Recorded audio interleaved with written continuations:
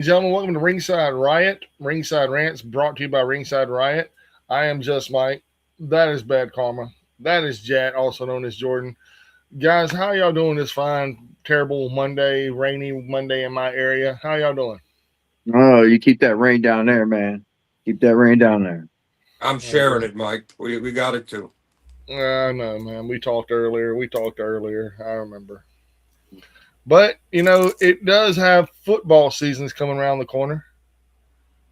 Football season is right around the corner. He means soccer, yo. Man, I am sporting some soccer equipment right now. My Manchester United. Let's go, Man U. Let's do this. So Well, yeah, as you can tell, anyway, I am Man U'd up. quick teaser for tonight's show. The guy's going to be covering. We had a lot that happened this weekend, so we're going to be covering WWE Backlash or Backrash, as some people are calling it. AEW, AEW's Golf Classic that happened Saturday on a golf course. UFC Fallout, as well as Raw tonight. And CMLL and the NJPW Presser. presser. Yes. No, Phil is not retired. Phil is sleepy. Phil went to bed. So He's living Phil the gimmick. Living the gimmick. living it hard, bro. Living it hard. Let's see, Josh. Are you guys having a heavy snow Heavy where snow. you're at? Because it's the odd thing to getting reminders that there's snow. No, I haven't got no snow warnings. There's supposed to be some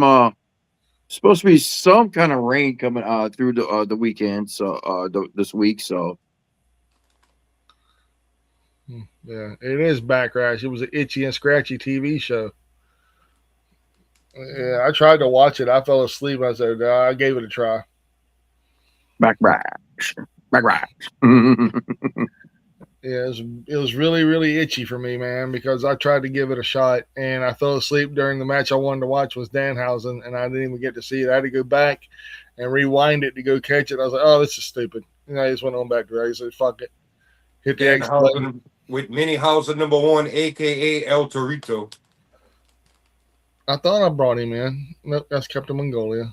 Come on now. There he is. Captain Mongolia, how are you, my good brother? And do we have him? Erga. Testing Erga. 1 2 1 2. You're good. You're good, brother. You're good. 1, 2, 3. Okay, Hey. we are good now. I think of watching Raw right now. I just missed the ending, so yeah, watching Raw. You watched the ending? You missed the ending? Watching ending the was ending great. right now, actually. The ending was great. Don't spoil me. I'm not I going to will come spoil you. back when done. The faceless popcorn guy. Yeah, exactly. Hey, So, yeah. it's circus Check this. popcorn. Tastes just like you had in the circus, bro. Walmart, $1 a piece. Oh, speaking of popcorn, I wasn't going to spoil Ergo. Why did he leave? I don't think Oh, he left, movie, but I movie. think he probably hit the wrong button or his service. Movie theater Anyway. popcorn. Anyway, before we get to talking about Raw and everything, let's talk about the first show that happened on Saturday, shall we? Which was, I guess, was it AEW? No, Backlash. Hmm? Well, I think that thing happened while Backlash was on. So Yeah, I do. Yeah, but it was only an hour. Yeah, it was like 1 hour what's up, long. Devin? Asuka and Nakamura call Backlash. Okay. Other Josh wanted to be here, but he's stuck at work, so he can't go live. That's fine, man. Our thoughts and prayers are still with him. Yeah, he's got the night shift tonight. Oh, Devin must be at home, or is he on the boat? Not sure. He didn't You on come the, yet. you on the boat? Anyway, Row your boat. Yeah. Yeah. you I want to talk did about catch. AEW first? Yeah, we did that since this is just an hour. It was like what 4 or 5 matches. I didn't even get to watch it, man. I want to be honest. Saturday night, all I did was watch UFC, bro. That's all I Oh, did. oh, geez. I'm trying to think of the I'm trying to think of the match order now. See, we were supposed to have Phil on tonight, but he's sleeping, doing the gimmick hard real life. His segment was supposed to be about this show. Yeah, he's living a dream, baby. Living a dream. Anyway, Yeah. how about if you want, just jump. Everybody's really talking about the main event with Pac and Darby all over the golf course. Oh man, I will say that they fucking tore the house down with that. Uh, basically they didn't even start in the ring, and they went. It was a weird ass stadium that whatever it is like it has like a golfing area right in the middle of a stadium. Is like the weirdest setup I ever seen in my life. But It sucks if you had to sit on the other side of the course and the ring was so far away in the corner. yeah, and Well, they really didn't have people on the ground. They had people around the ring, but it was not really around it. So Yeah. everybody else was in the stands. The best thing I could suggest, Mike, is do you remember the Doomsday Cage in WCW where it was set up by the entranceway and everybody yeah. else was sitting in? The ring was put like that by an entrance, and everybody else in the building is on the other side of this golf course. So it definitely had a weird look. Never seen anything Yeah, like that for wrestling before in my life. I mean, I guess they had to wrestle somewhere. You But know, it's I did like how they set up the entrance. I did like how they did that. They just like coming down the hallway to see them, and until they come right out into to the ring. So I like the way the entrance set up. But yeah, the main everybody's talking about the main event with Pac and Darby, and it's like yeah, they literally beat the shit out of each other. Like he Pac threw Darby off the second balcony, and it had to be a good 15, damn near over 15-foot high. Well, let's And call it what it is. He didn't really throw him off the balcony. He lightly helped pushed it. him, because I mean, he didn't chuck him at all. Well, you know what I mean. Well, push, chucked, whatever, but he fucking new jacked that fucking dumb tables. Darby took a New Jack fall. No way Yeah, around that. yeah. I was like, oh my god. I was like, damn. They gotta take the tile off him right then and there. And I'm like, and they should have. yeah, they really should have, in my opinion. But no, so there was another show that happened the same day in Tampa, and this is in What? West Beach, Florida, and the other show was in Tampa. Guess how far they are apart from one another? An hour? 205 miles. Do you do the math? What was it? GCW? No, it was WWE. Oh, They should have invaded, dude. That would have been great. Like had some invasion angle. I bet that'd have been awesome as hell. Beating on the doors and shit whenever you hear it backstage. You gotta admit, that would be hilarious, right? It would have had to have been AEW going after WWE because WWE is not going to acknowledge AEW. Oh, I know. That's what I'm saying. Doing old 90s freaking Monday Night War. How crazy would that be? that's what. Yeah, and it's like AEW acknowledges the WWE, but it's not the other way around. And when it does, everybody's like, "Ooh!" You know what would have been? I don't think he'd have lowered himself to it or done it. But what would have been wild is if Jericho, of all people, would have went storm with a microphone and yell at WWE. That would have been funny. You just made the We're list. here. Open the doors. That'd been great, dude. Don't make me put y'all on the list. He's I'll using put the whole company on the list. He's using the list again. Yeah. So I mean, there was a lot of matches that took place on this show. For the AEW, This was 1 hour. yeah, it was just 1 hour. So I'm trying to think of what the first match was. And I think it went really quick because they had damn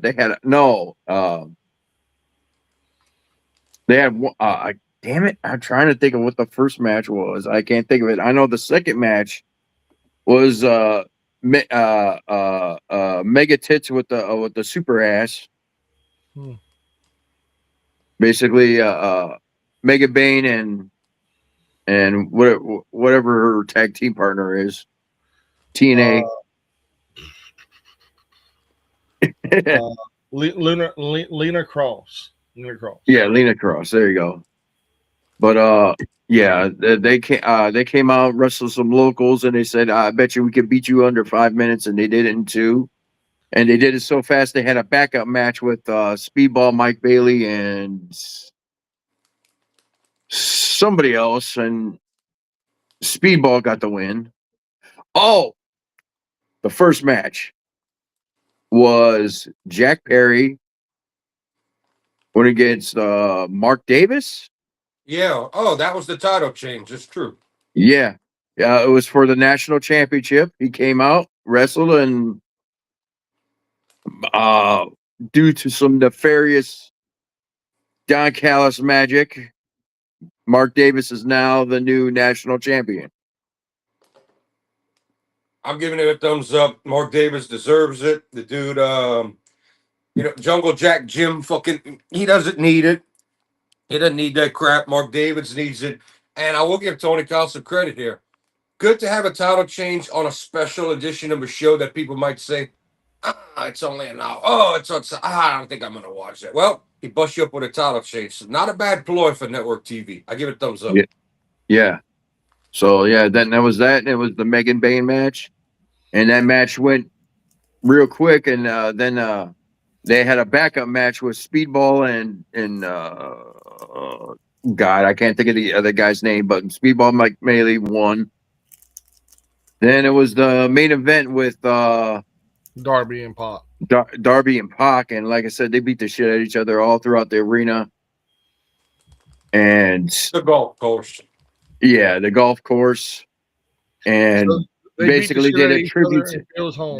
They did a tribute spot to New Jack. So basically they beat each other up inside Phil's house. Inside Phil's house. Like we got a suplex in a bunker. A suplex in a bunker? Yeah. Like somebody suplexed somebody into the bunker on the course. Oh. Yeah, Pac landed in the sand. Dusty ass dude. Head burst too. Oh, Sandy Booty dude.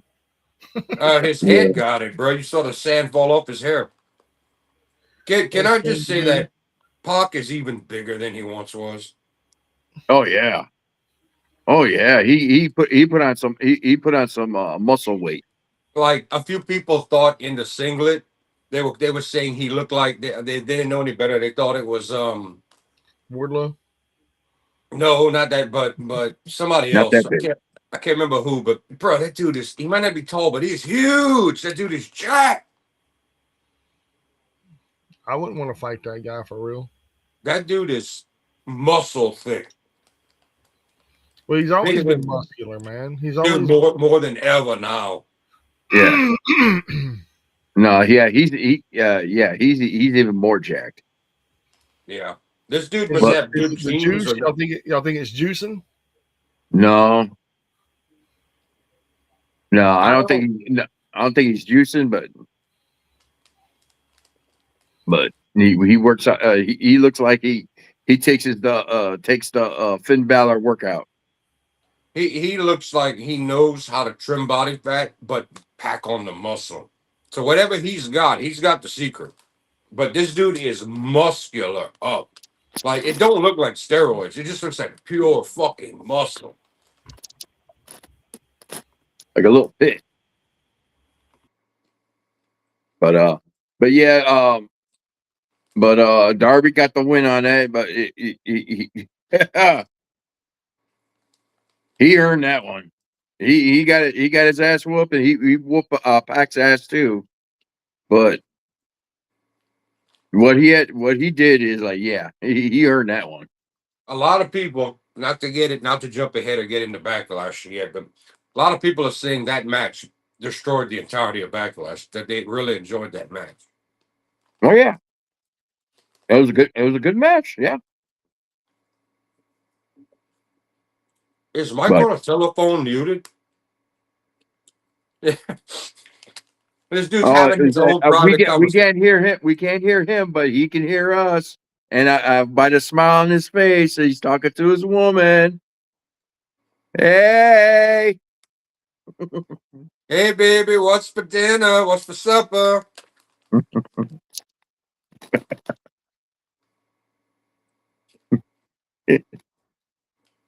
Mike said he loves it when you toss that salad.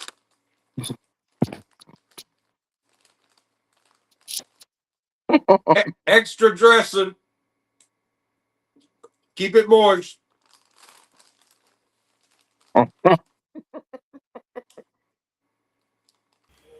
here we go.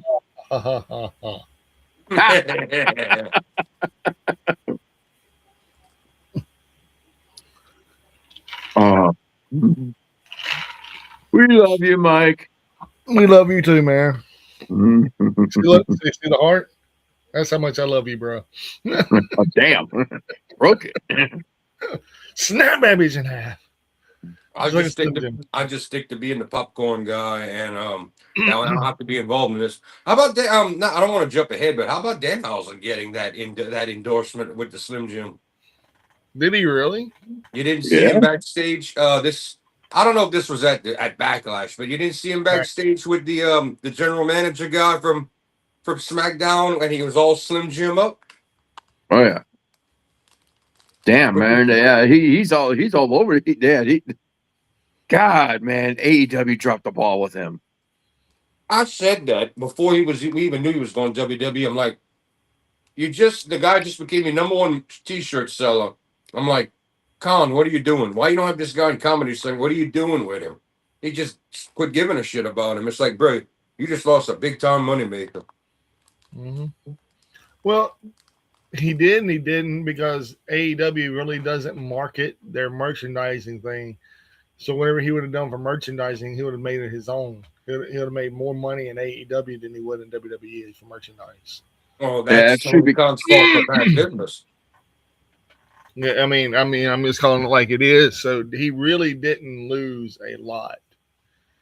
He lost maybe views on television, but that's about it. Yeah, shoot, even without him being on TV, because I was watching Pro Wrestling Tees does videos all the time, and they said before they're like looking at the factory inside where they're making all the T-shirts. Is like before Danhausen goes to WWE, it's all busy and they're just selling T-shirts left and right. Then after he goes to WWE, it's like just one T-shirt coming down the line. Yeah, but that's why AEW cut the deal with Pro Wrestling Tees. They're their own. Tony Khan finally got the memo. Let's make some damn money. Let's not fail where WCW failed. Let's do like WWE and do our own merchandise. They need to, man. They Cut really out the middleman. Well, they've done this. This is officially, they're done with Pro Wrestling Tees. That's the whole point. Really? Yeah.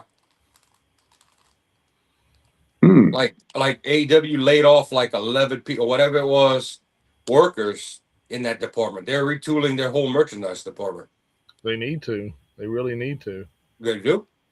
Tony Khan's losing money, not giving a shit. They really need it. I mean, I'm not trying to sit here and take up for the business like that, but if you're going to survive in this business, especially after you're losing your TV deal, you're going to have to do something. Yeah. Mm-hmm. This all comes, of course, because Tony Khan's never had to struggle and worry about money. It's like, oh, well, do better next time. Oh, well, hey, Dad, can I have some more money? They still got to have some deal with them because, what was it? The Sisters of Sin is going to have a 1 hour T-shirt sale. Yeah, I mean, I think they're still letting people go over there and do their thing, but I'm thinking they're going to finish up with them and they the last of their deals. I don't know. Yeah, but then again, who's the biggest? Who are they going to get to do their stuff? I mean, Pro Wrestling Tees is like one of the biggest T-shirt companies in the United States. But at the same time, You got to pay that percentage over there. And you got to take consideration as well. TNA did their own. TNA did their own merchandise. Yeah, and it And, shows. well, I mean, they still do it. Man. To be fair on what Josh is saying as well, yeah, is AEW moving any kind of merch like CM Punk and Danhausen, Cody Rhodes? No, no. No, no, it's Yeah, when your demand's not that high, you can get away with more. But I mean, Mhm. yeah, there's a big difference between TNA merch and the upper guys. Yeah, it shows that they're doing their own merch, and yeah, because I remember I was looking. Me too. Me. Yeah, as when we were there, I was like, I wanted a hat, and I was like, man, let me see if I can get a shirt or something from somebody in here. And I'm like, the only thing that remotely looked anything good was Elena Black's t-shirt. That was it. That was probably the most decent t-shirt they had there. Everything else is like, I ain't a hardcore Hardys fan. Shoot. you're not a hometown hero fan. No, yeah, I wasn't getting that stupid ass hat. Hometown man. Yeah. Hometown man. From New Orleans, Louisiana. I'm like, no, he ain't. He's lying, I tell you. He's lying. My bad, guys. I had to re-up on my canal water. Uh-huh. That. Where was hometown? Where was hometown man from? Yeah. Well, I mean, he's from every hometown. He was in Syracuse, so he was from Syracuse. Yeah, I get the gimmick. It's a stupid gimmick. It reminds me of the Brooklyn Brawler, but he was always from Brooklyn. Believe it or not, that guy actually gets pops even though he's not from the town and he claims to represent these towns. Y'all saw it live. This dude actually gets a little bit of pop, even though it's all bullshit. Yeah, he gets a little small town pop. Yeah, he gets a little cheap pop, little Mick Foley pop here and there. I wouldn't call anything to do with a Mick Foley pop little, just to be fair. Well, yeah, but whenever Mick Foley does the little cheap pops, man, like the little cheap pop where 14,000, 19,000 people right here in whatever town. Yeah, not a little pop. Well, I mean, hometown man was doing it in like 1,000 people, so yeah, 1,000's a big difference. Then you know what we're talking about here. You know where we're coming from. Yeah. So anyway, for 1 hour of television, Josh, for 1 hour on your TV screen, were you entertained by AEW's special Saturday night show? Oh yeah, I'm at the first match. Even though it was shenanigans in it, but it was definitely a great match. Second match was like really quick. The third match was like really quick. Then it was the main event with Darby and there were some vignettes too. But in all, it was a great showing. It was a great something to slap WWE in the ass. Okay. That night. Did Tony Khan make the smart enough move to at least limit or get rid of some of the mad commercials, only having an hour on TV and being against a premium live event on WWE? Yeah, I think it was a good idea just to do it an hour. Just an hour, just to throw out some wrestling and some weird building. It was like some weird golf building. It's like something I've never seen before, but. How are the commercials? That's what I'm asking. Did Tony Khan limit or make it no commercials since it was only an hour long? You got to rush all this entertainment, and you're against WWE Premium Live event. Did he at least limit the commercials? With AEW, they do the smart thing.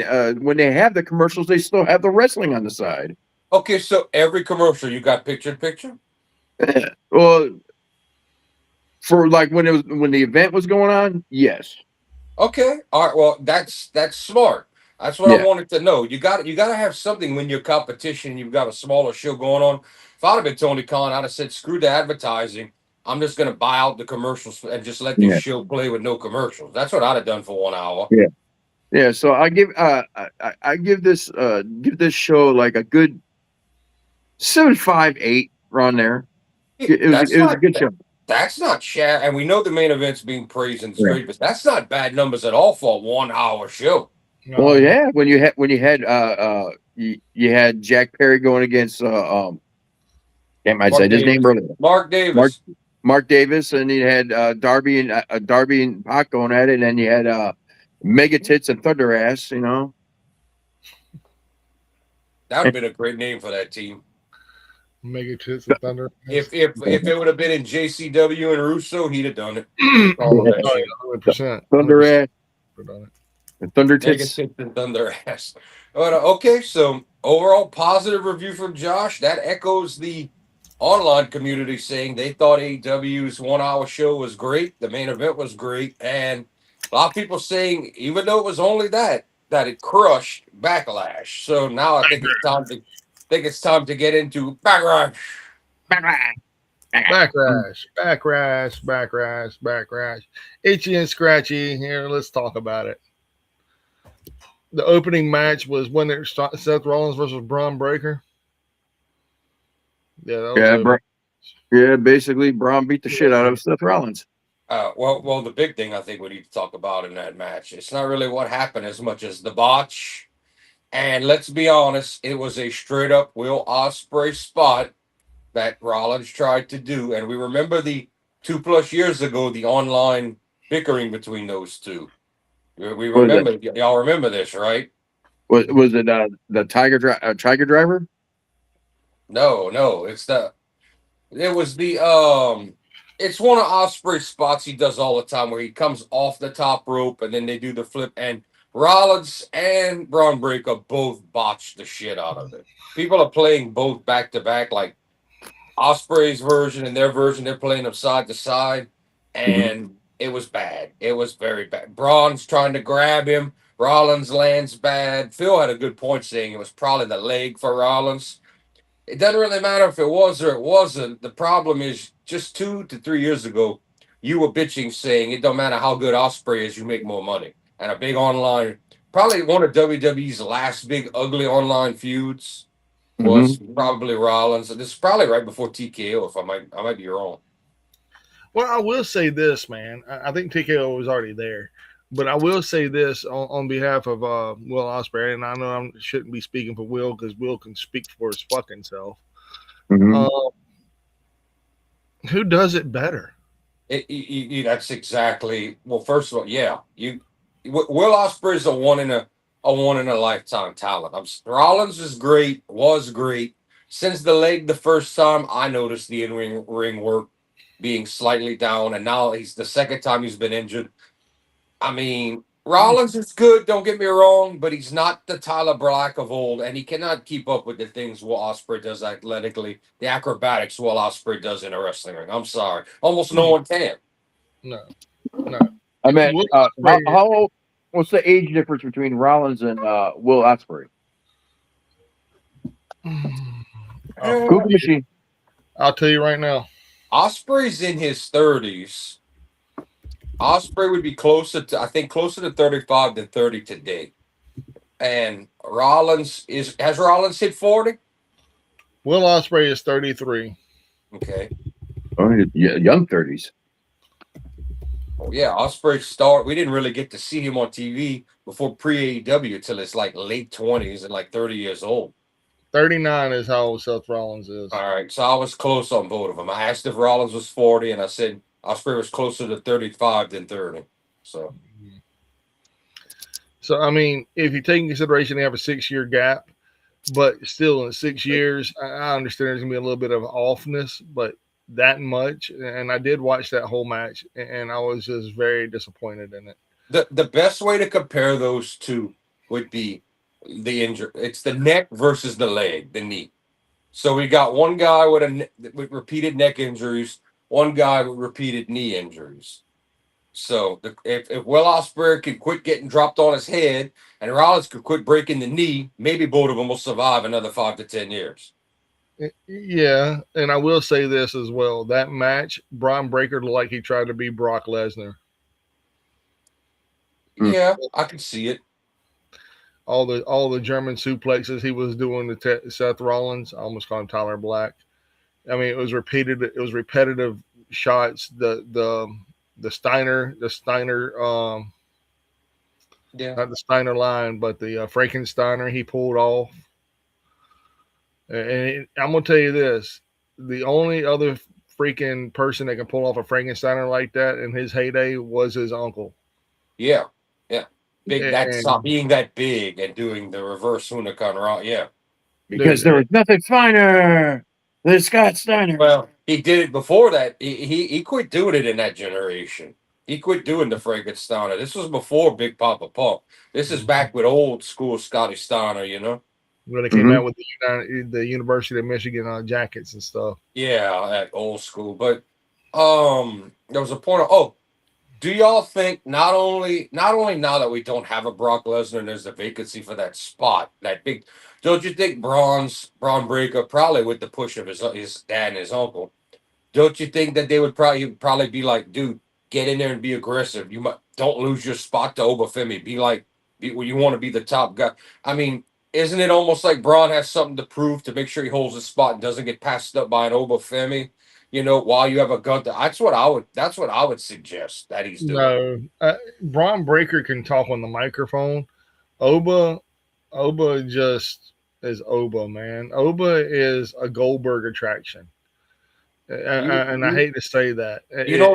You don't think over time over Femi's gonna everybody thought Gunther couldn't talk. And look what Gunther could do on a mic. And then eventually, and there's a bunch of people you can name. Roman Reigns used to be garbage on the mic. Today he's solid. There's a lot of people that I aren't good would, that can every do that. time you say Roman Reigns can talk on the mic, I always remember suffering succotash. Oh, I remember that too. It was terrible. But today he actually could do it comfortably and the people respond to him. But in his Cena days, yeah, he was god awful. They sent him for classes.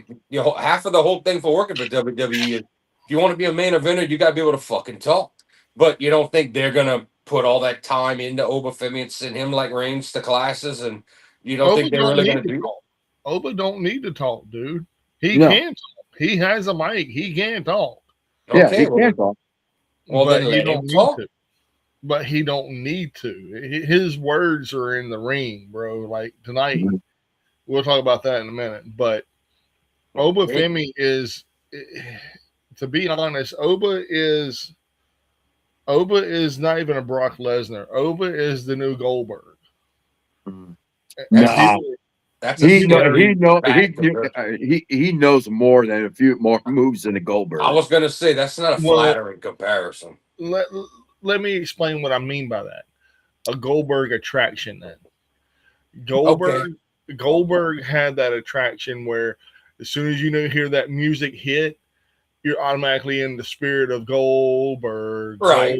I Goldberg. get that. As soon as his music hits, everybody's chanting Oba, bro. But Oba, it's hard to predict the future because we're in the TKO era, not the Vince era. If it had been Vince would have been like, this guy has to be able to talk. TKO might not give a shit, take and trust Triple H's actions in this and let Oba be an attraction. Hell, we don't know. With Brock deciding he's ready to walk away before the Gunther match, what if Paul Heyman decides to just say screw it, not go with Gunther and go with Oba Fett? What if that happens? We don't know. I mean, Obafemi's definitely a Brock Lesnar kind of guy. Get in there, mess everybody up, and win. yeah, and Gunther, and I'm going to be honest, dude. Gunther has lost, in my personal opinion, he's lost a lot of momentum. He looks like he's depressed in the ring. Going through the motions. He's plateaued and he's become content. Yeah, He's not pushing to be care. greater. No, He's he not don't pushing. care.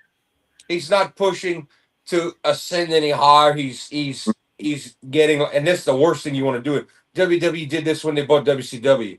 You do this, and the programming goes down. People can still watch, but your creativity goes down. He's phoning it in. Yeah, dude. I mean, just like Nakamura. Nakamura's phoning it in. Yeah, but Nakamura's happy to phone it in because of his, part time. He gets the surfing competitions and all of that. Well, yeah. I mean, it, it is a thing.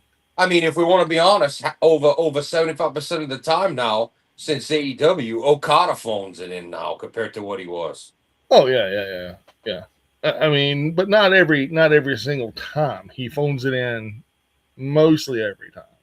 Yeah, when it comes to pay per view and the big match, he'll go a little more, but he's still kind of. I mean, Okada's making bank over there, taking nowhere near the amount of punishment and the workload he had to do once upon a time.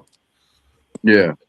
Okada is he's a monster, man. He really is a monster. And people don't understand how great Okada really is. That drop kick he does is probably the best. Jim Ross will tell you he was one of the best, most talented things going. The number one guy he felt any company should have grabbed before they grabbed him. Prettiest drop kick in the business. I mean, yeah, he's Okada. Mm-hmm. All right, get back to Backlash. Backlash. The second match. Wasn't that a woman's match or some shit? There was only one. Yeah, there was only one women's match, but no, before the women's match, wasn't it a tag match? Dude, We got five matches for Backlash. Was it It wasn't Danhausen yet, and it wasn't. Danhausen was like the fourth match on the card, third or fourth match on the card, which was ridiculous. Oh, the women was second to last, right before the main event. I don't know. I'm gonna be honest, man. I fell asleep after the first match. Yeah, the first match. The second. Damn. Oh, Sami Zayn and Yeah. Trick Williams with Lil Yachty. Yeah. That definitely fell asleep on it during that shit. Yeah, I kind of lost interest. I'm like, okay, what's going on with this? I think the end of the road's coming soon for Sammy in the big time. I think it's approaching. He's getting older. He's slowing down a little bit. The appeal's not that. He was hot at one time. They'd have pushed him 17, 18.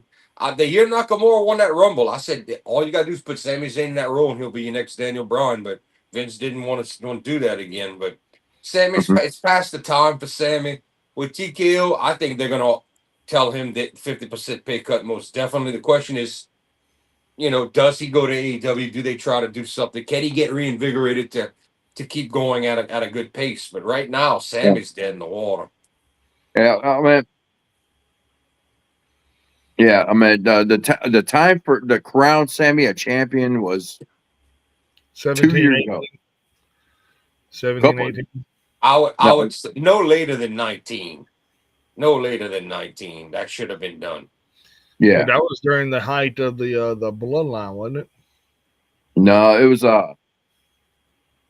after. No, it was after pandemic. That's when all the bloodline stuff really started taking off, and that's when he really started taking off. And he should have been the one that dethroned Roman when he had a stupid streak going on, and he really, he only defended the title like 5 times in 2 years. But say they'd have done what I said in 17 or 18, went with Sammy, give him a run, have him lose. By the time you would have had the bloodline angle, Sammy would have been more believable as ever and could have been a champion again. That would have worked. It would have worked if they'd have done it the path I said they would have done it. And I think Sammy would have been the way better way to go than a Jey Uso. Yeah. And babe, the reason why I'm upstairs is because I was still watching wrestling, and I didn't want to go back inside. I got my well, let me finish this. His ass is comfortable on the sofa. Yeah, the sofa's comfy. But no, I got my computer set up and everything. I got everything downloaded and all that. I just I was still watching wrestling up here, so. He sits there and he eats, therefore he is. Therefore he lives there. Therefore he resides. He resides on the sofa. And hey, I'm a fan of comfortable sofas too, if you can't tell. Yeah, your sofa is comfortable, by the way, Jordan. Especially my side that's all nice and broke in is very comfortable. So we yeah, it was which call got the win from Sammy and everything. Then we go into Danhausen. no, it was The women or Danhausen, which was next? I think it was the women for next. It was Asuka versus Io Sky.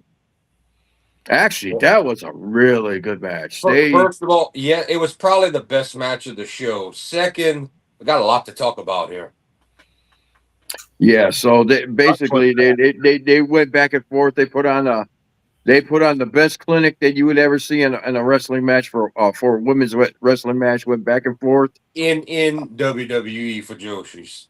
Yeah, then and Io Sky got the win, and then all of a sudden Asuka Emotional. emotional starts break down and crying. I'm like, wow. I was like, are they doing what I think she's doing? Is she stepping back? Is she retiring? Or is she quitting? Yeah, it's been all over the internet, even to today. There's people, oh, we believe she will, we believe she won't. Well, she did. She didn't put the boots down. Well, she posted the My Way lyrics from Frank Sinatra, and she the rumor is that she's on that list for that 50% pay cut, and that she was very close to Kyrie Sane traveling on the road, kind of helping to keep each other sane in a way, no pun intended. And this could be her idea of, and she is in her 40s, she's getting up there. She may want to dial it back. She may go part time. She might leave WWE. She may, who knows what she'll do, but this might be the end of a chapter in her life. The question is, what chapter? Dude, if she joins AEW, holy shit. I don't know, man. The question is, how much of a schedule does Connor really want in real life? After she's been the workhorse of that women's division until Io got there. She held them together in the pandemic. Vince rewarded her for coming to work in the pandemic and keep going. For years now, Asuka has been the absolute. She's been the Sean Waltman of the women's division for years, and no one could deny her ability, how much effort and work she's put into every match, every time she's in the ring. I mean, she probably has some kind of mini record. I mean, no one's ever going to touch Natalia Neidhart, but she probably has some kind of longevity record for matches or amount of work she's done for WWE. She probably has some kind of, maybe not number one, but she's got to have something in the numbers. Yeah. Because Natty, I'm about to say Natty's another one, dude. Natty's another. Well, hasn't she had over 1,000? Hasn't Natalia Neidhart had over 1,000 WWE? I mean, she's up there. She's like, she's more than Kane, I think. And she is beautiful still. Still a smoke show. I'll give her credit for we were watching The Collective, the indie shows, the week of Mania, and all her students, her and her husband, Tyson Kidd, they are very much into training the young generation, bringing them up into they have a good school, a good purpose. They're helping a lot of people. They're training and teaching the kids. This is only good for the business all across the board, no matter what company you work for. She's living her dream, doing some ultimate fighting and all, but they're really carrying on that pass it down, pass it on. They're really carrying that on outside of a WWE wall. That's good for everybody. That's good for WWE, AEW, the world circuit, indies. That's good for everybody, what they're doing with these young people. That's good stuff. That's good shit, pal. I agree. I totally agree with that. Yeah, it's good stuff. I am so excited that she continues to do what she's been doing in and out of the ring, even in the indies, even in NWA, GCW, wherever she gets a call up to go do something. I'm excited for her. I like her slogan. When I saw that, I said that fits perfectly. The low key legend, is it? And she doesn't brag, she don't scream and holler, but she's got the stats, she had the family, she put in the work herself. She's got everything to back it up. You know, I mean, dude. And I'm gonna say this, and this is no stab at Bret Hart. She is the heart, dude. Mm-hmm. She Oh is yeah. the heart that keeps that family going. oh, her, well, everything we just talked about, that school and what they do, she's doing what Stu Hart and them did before. She's the one keeping it. Brett's in old age and retired and living his life. But Brett can't get in the ring. He can advise, but he can't get in the ring anymore. Natalia's getting in there, mixing up and teaching all these people and working with people and we can't forget about all the WWE women she helped put over that were brand new. She was the Sean Waltman of the women's division. Anybody Vince wanted to get over or was new or green, you put them in there with Natty, and it makes you look good. That was for years. That was Natty's purpose. Oh yeah. And remember, she was in NXT for during the Black and Gold era, man. Her and her husband Tyson. Whoa, whoa, Mike's coming in like a robot. Am I really? Yeah. Still? Do you got the thing on? No. No. His service just messed. I was gonna ask Josh if I sounded like a robot if it was me. Okay, you're back, Mike. All right, cool. But no, man. It just she was in the Black and Gold era, and she did some good stuff in NXT. Her and her husband before he got injured by Joe. But I just, in my personal opinion, I think that if you're going to keep a woman around like her, let her do what she wants to do and let her go do what she needs to do, and Yeah, you pay her whatever she wants. I think she's low key still got some kind of minor connections with WWE, but I don't think they made a big deal about it. I think she's just doing her own thing and they're fine with it. And I think she's doing what she wants to do. I think they're happy that her and Tyson are down there in Florida training at their school. I mean, in a sense, don't yell at that woman because she's part of your feeder system. But I think we glaze Natty enough, and she deserves it. But back to Oscar. I mean, this is just going to come down to where Oscar's at in her life and where what does she still want that rigorous touring schedule and to work all those WWE matches. Also, not to mention, I mean, I don't want to get into news, but WWE is bringing back the house shows. They're About doing this. time. Well, the plan is it's going to be all the nobodies and one big name every house show.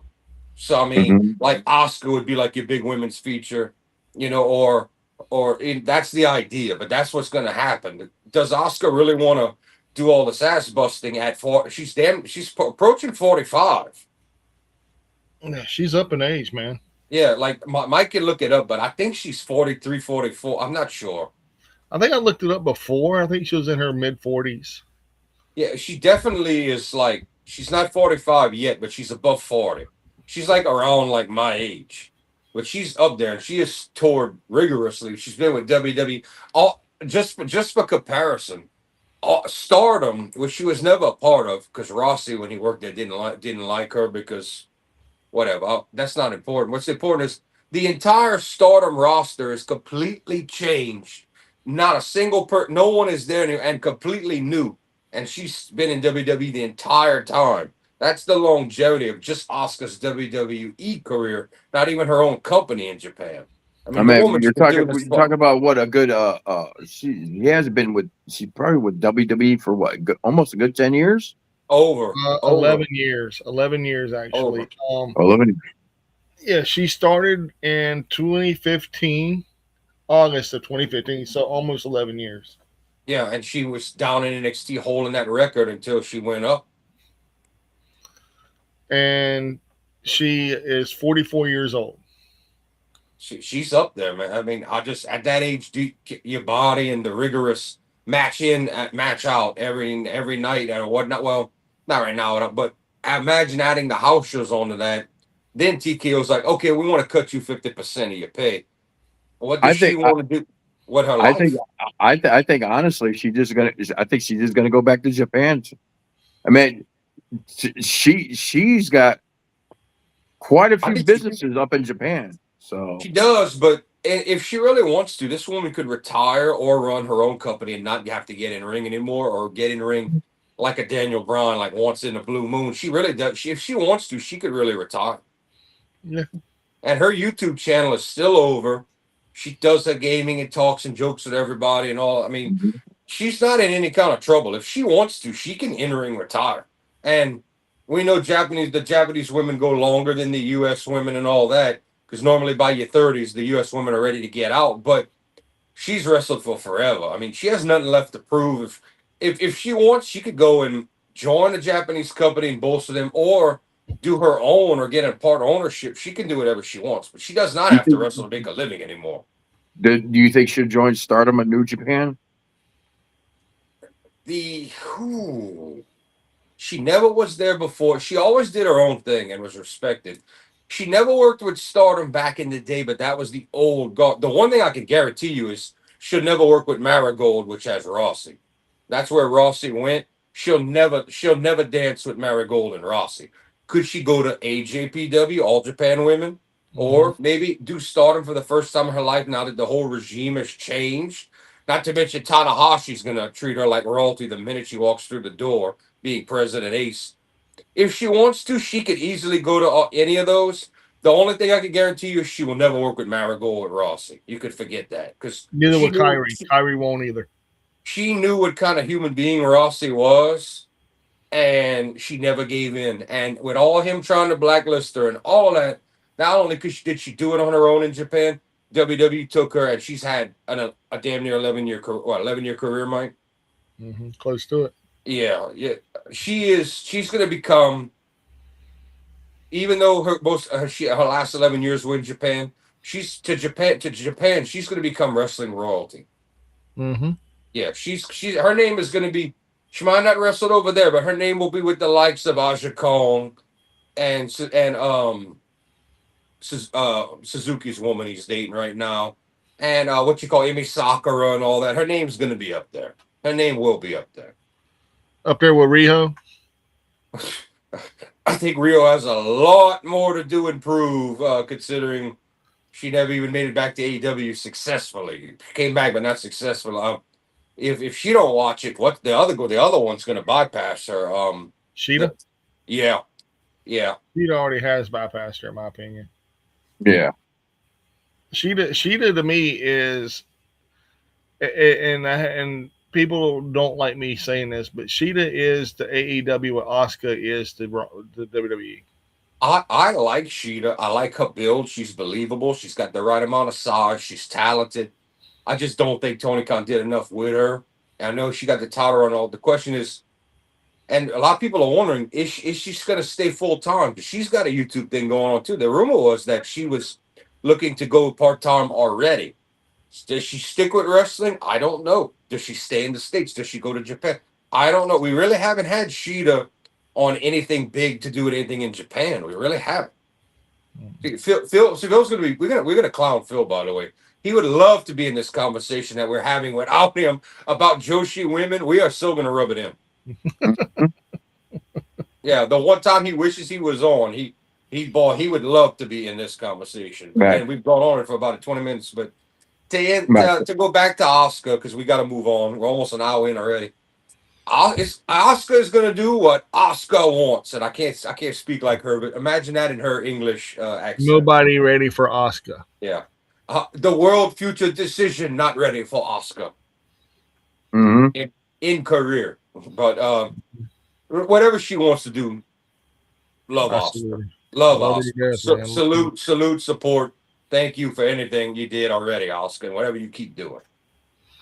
Okay, Josh, move it. All right, the next one is probably the funnest match of the whole night. The next best match of the night was Danhausen. Miz and Kit Wilson versus Danhausen and his mystery opponent. His mystery tag partner. Yes, he tried. What is it? He tried to clone himself, and First of all, let's go back to last week when I saw the box. What did I tell you guys is going to come out that box? A mini version of Danhausen. It was too obvious when I saw the science equipment and the box go off and something went wrong. It was right, and if Genghis would be here, he would tell y'all. It was right out of Morgus the Magnificent that used to play like between creature features. It was right out of an experiment gone wrong. I was like, to come out of a box, to be able to survive, just like I said, it would be Danhausen originally because no one else, you can't lock Jericho in a box and he survives. It has to be something supernatural. I was like, it has to be a mini. Well, It was a mini, and we found out, for anybody that's watched WWE for the past 10, 15 years, El Torito, the little bull, that is actually who is Minihausen #1 is his official name. Minihausen #1. Which that tells me if they want to make some money and they want to send Danhausen down to AAA and they all want to create a mini Mr. Lizard, those people will eat that shit alive and love it. Oh yeah. Oh yeah. They I guarantee they'll love him in Mexico. If you put Danhausen with his goofiness, with Mini El Torito, with somebody, and it might not be Mr. Lizard, but you put him against another mini with a wrestler, especially a character like Mr. Lizard, and he's got a little lizard running around, bruh, Mexico, you will hear them from Chicago, Josh. They will howl through those arenas and eat that shit up. They will love it. I would even watch that. Oh yeah. And they already had a segment. They already had a segment with Danhausen counting money. All of a sudden, the lizard came out and stole some money out of Danhausen's hand. Really, the lizard? Yeah, the lizard. The lizard came out. If I nail this shit that right, bruh. Book him, Dano. Book him. Bruh. But money, the human monies. Oh, they will make human monies and then some. They will make many pesos down south with this. Yeah. So, but yeah, it was going all over the place with this match, and the Minihausen was flying all over the place, and Danhausen, and they're finally letting Danhausen show what how good of a wrestler he actually is. I got to see his nice German suplex, by the way. Very nice, very very evil for a very tiny man. Yes. Yeah, and I like it. I like his funny finisher. He's just a straight up pump kick.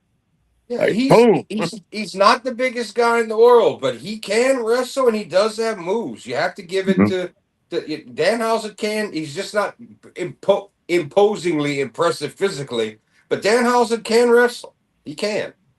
Oh yeah. And then Kit Winston tried to throw the Minihausen right back into the machine, right back into the box, close the lid. The lid the machine goes off, then all of a sudden the door drops down again. Minihausen comes out, and all the rest of the little people from WrestleMania comes out beating on Kit Wilson. That's why his name is Minihausen #1. That was a dead. When I saw that, that was a dead giveaway. I said we're gonna get multiple minis. That's a dead giveaway when you're gonna name him #1. And I said that's also a lucha thing when you get named a number. Yeah. That was so hilarious. Yeah. This match was absolutely funny all around. Here's the most important thing, and I asked Josh first because you saw it. Did you have fun in the match? Oh yeah. That's what it's and if anybody remembers El Torito when it was 3-on-3 and they had the two minis in that match with that was not only a tremendous match with those minis back in WWE, but that match held my attention. So once I realized it was him, I said no wonder. But yeah, El Torito, as small as he is damn entertaining. In a ring. El Dorito, nacho cheese flavored. No, El Torito. Yeah, El Dorito, nacho cheese flavored. Okay. Well, if I could get away with Taco Bell El Nacho Grande Meal Luchicano, yeah, Mike could get away with extra guacamole. You know what I miss? I'm not changing the subject here. Y'all remember when Taco Bell had the 39-cent fries and you could buy the little packets of seasoning, or you'd get the little packets? No. They had it was like not a chili pepper, but like they had this special sauce, not sauce, like sprinkle, like seasoning. And you could put that on your tacos. You put that on the fries. It was amazing. I don't know why they ever got away with it, but my cousin got me into it. And I was like, damn, this is awesome. Yeah, I don't know why they ever got rid of that. But shoot, I worked for Taco Bell and I never saw that. This was around 1994, 95. It was when they introduced French fries. That's when I was working for. They introduced French fries, regular.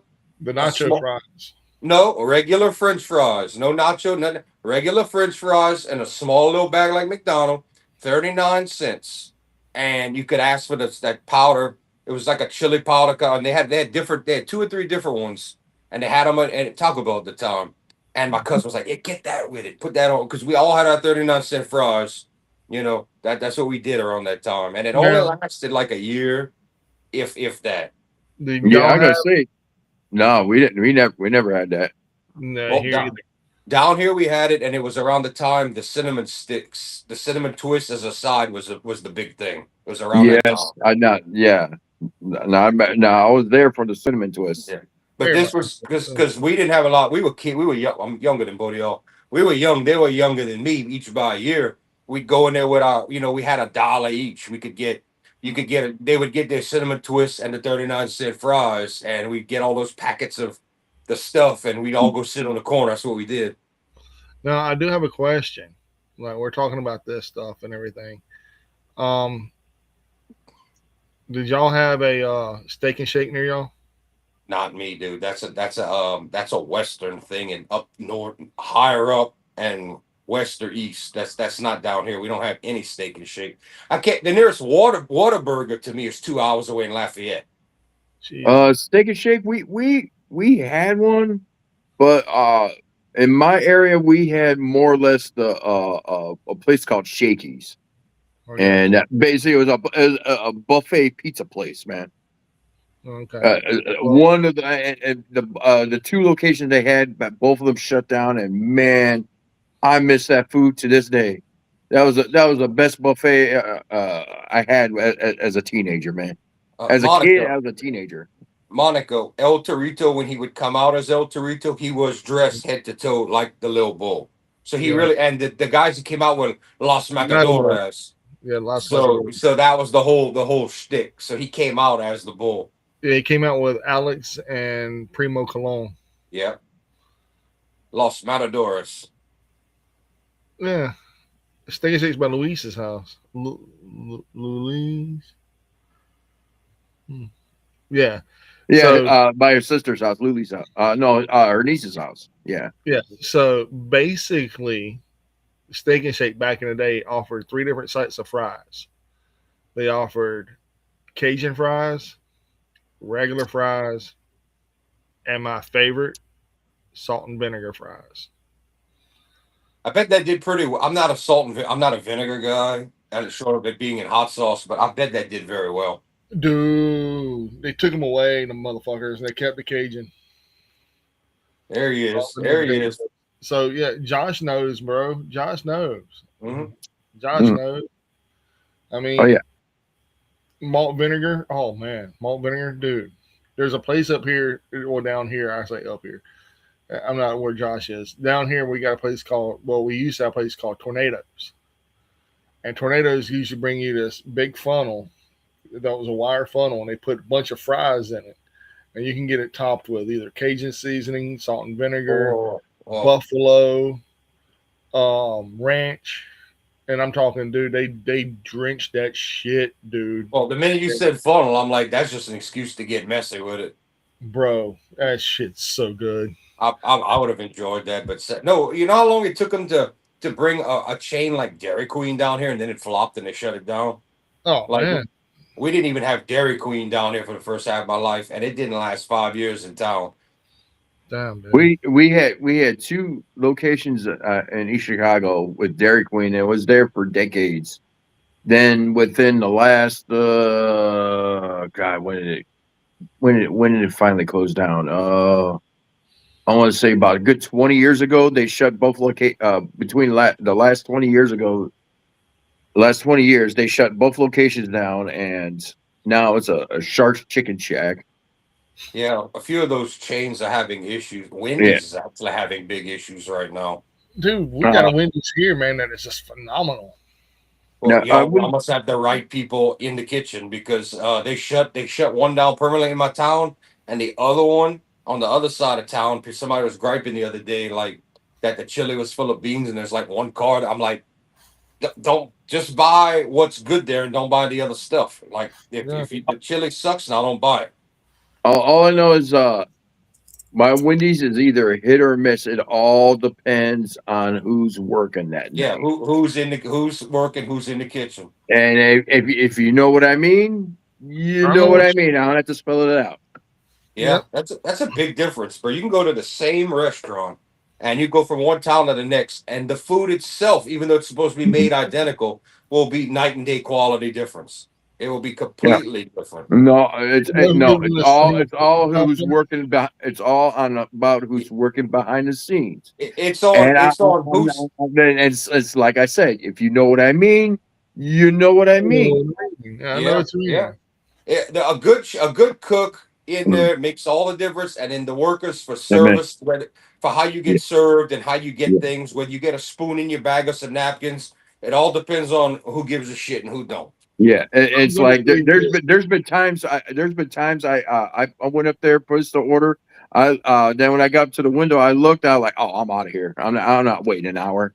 Screw And that. Monica, you're not wrong. Rallies slash checkers is either a good location or a horrible look.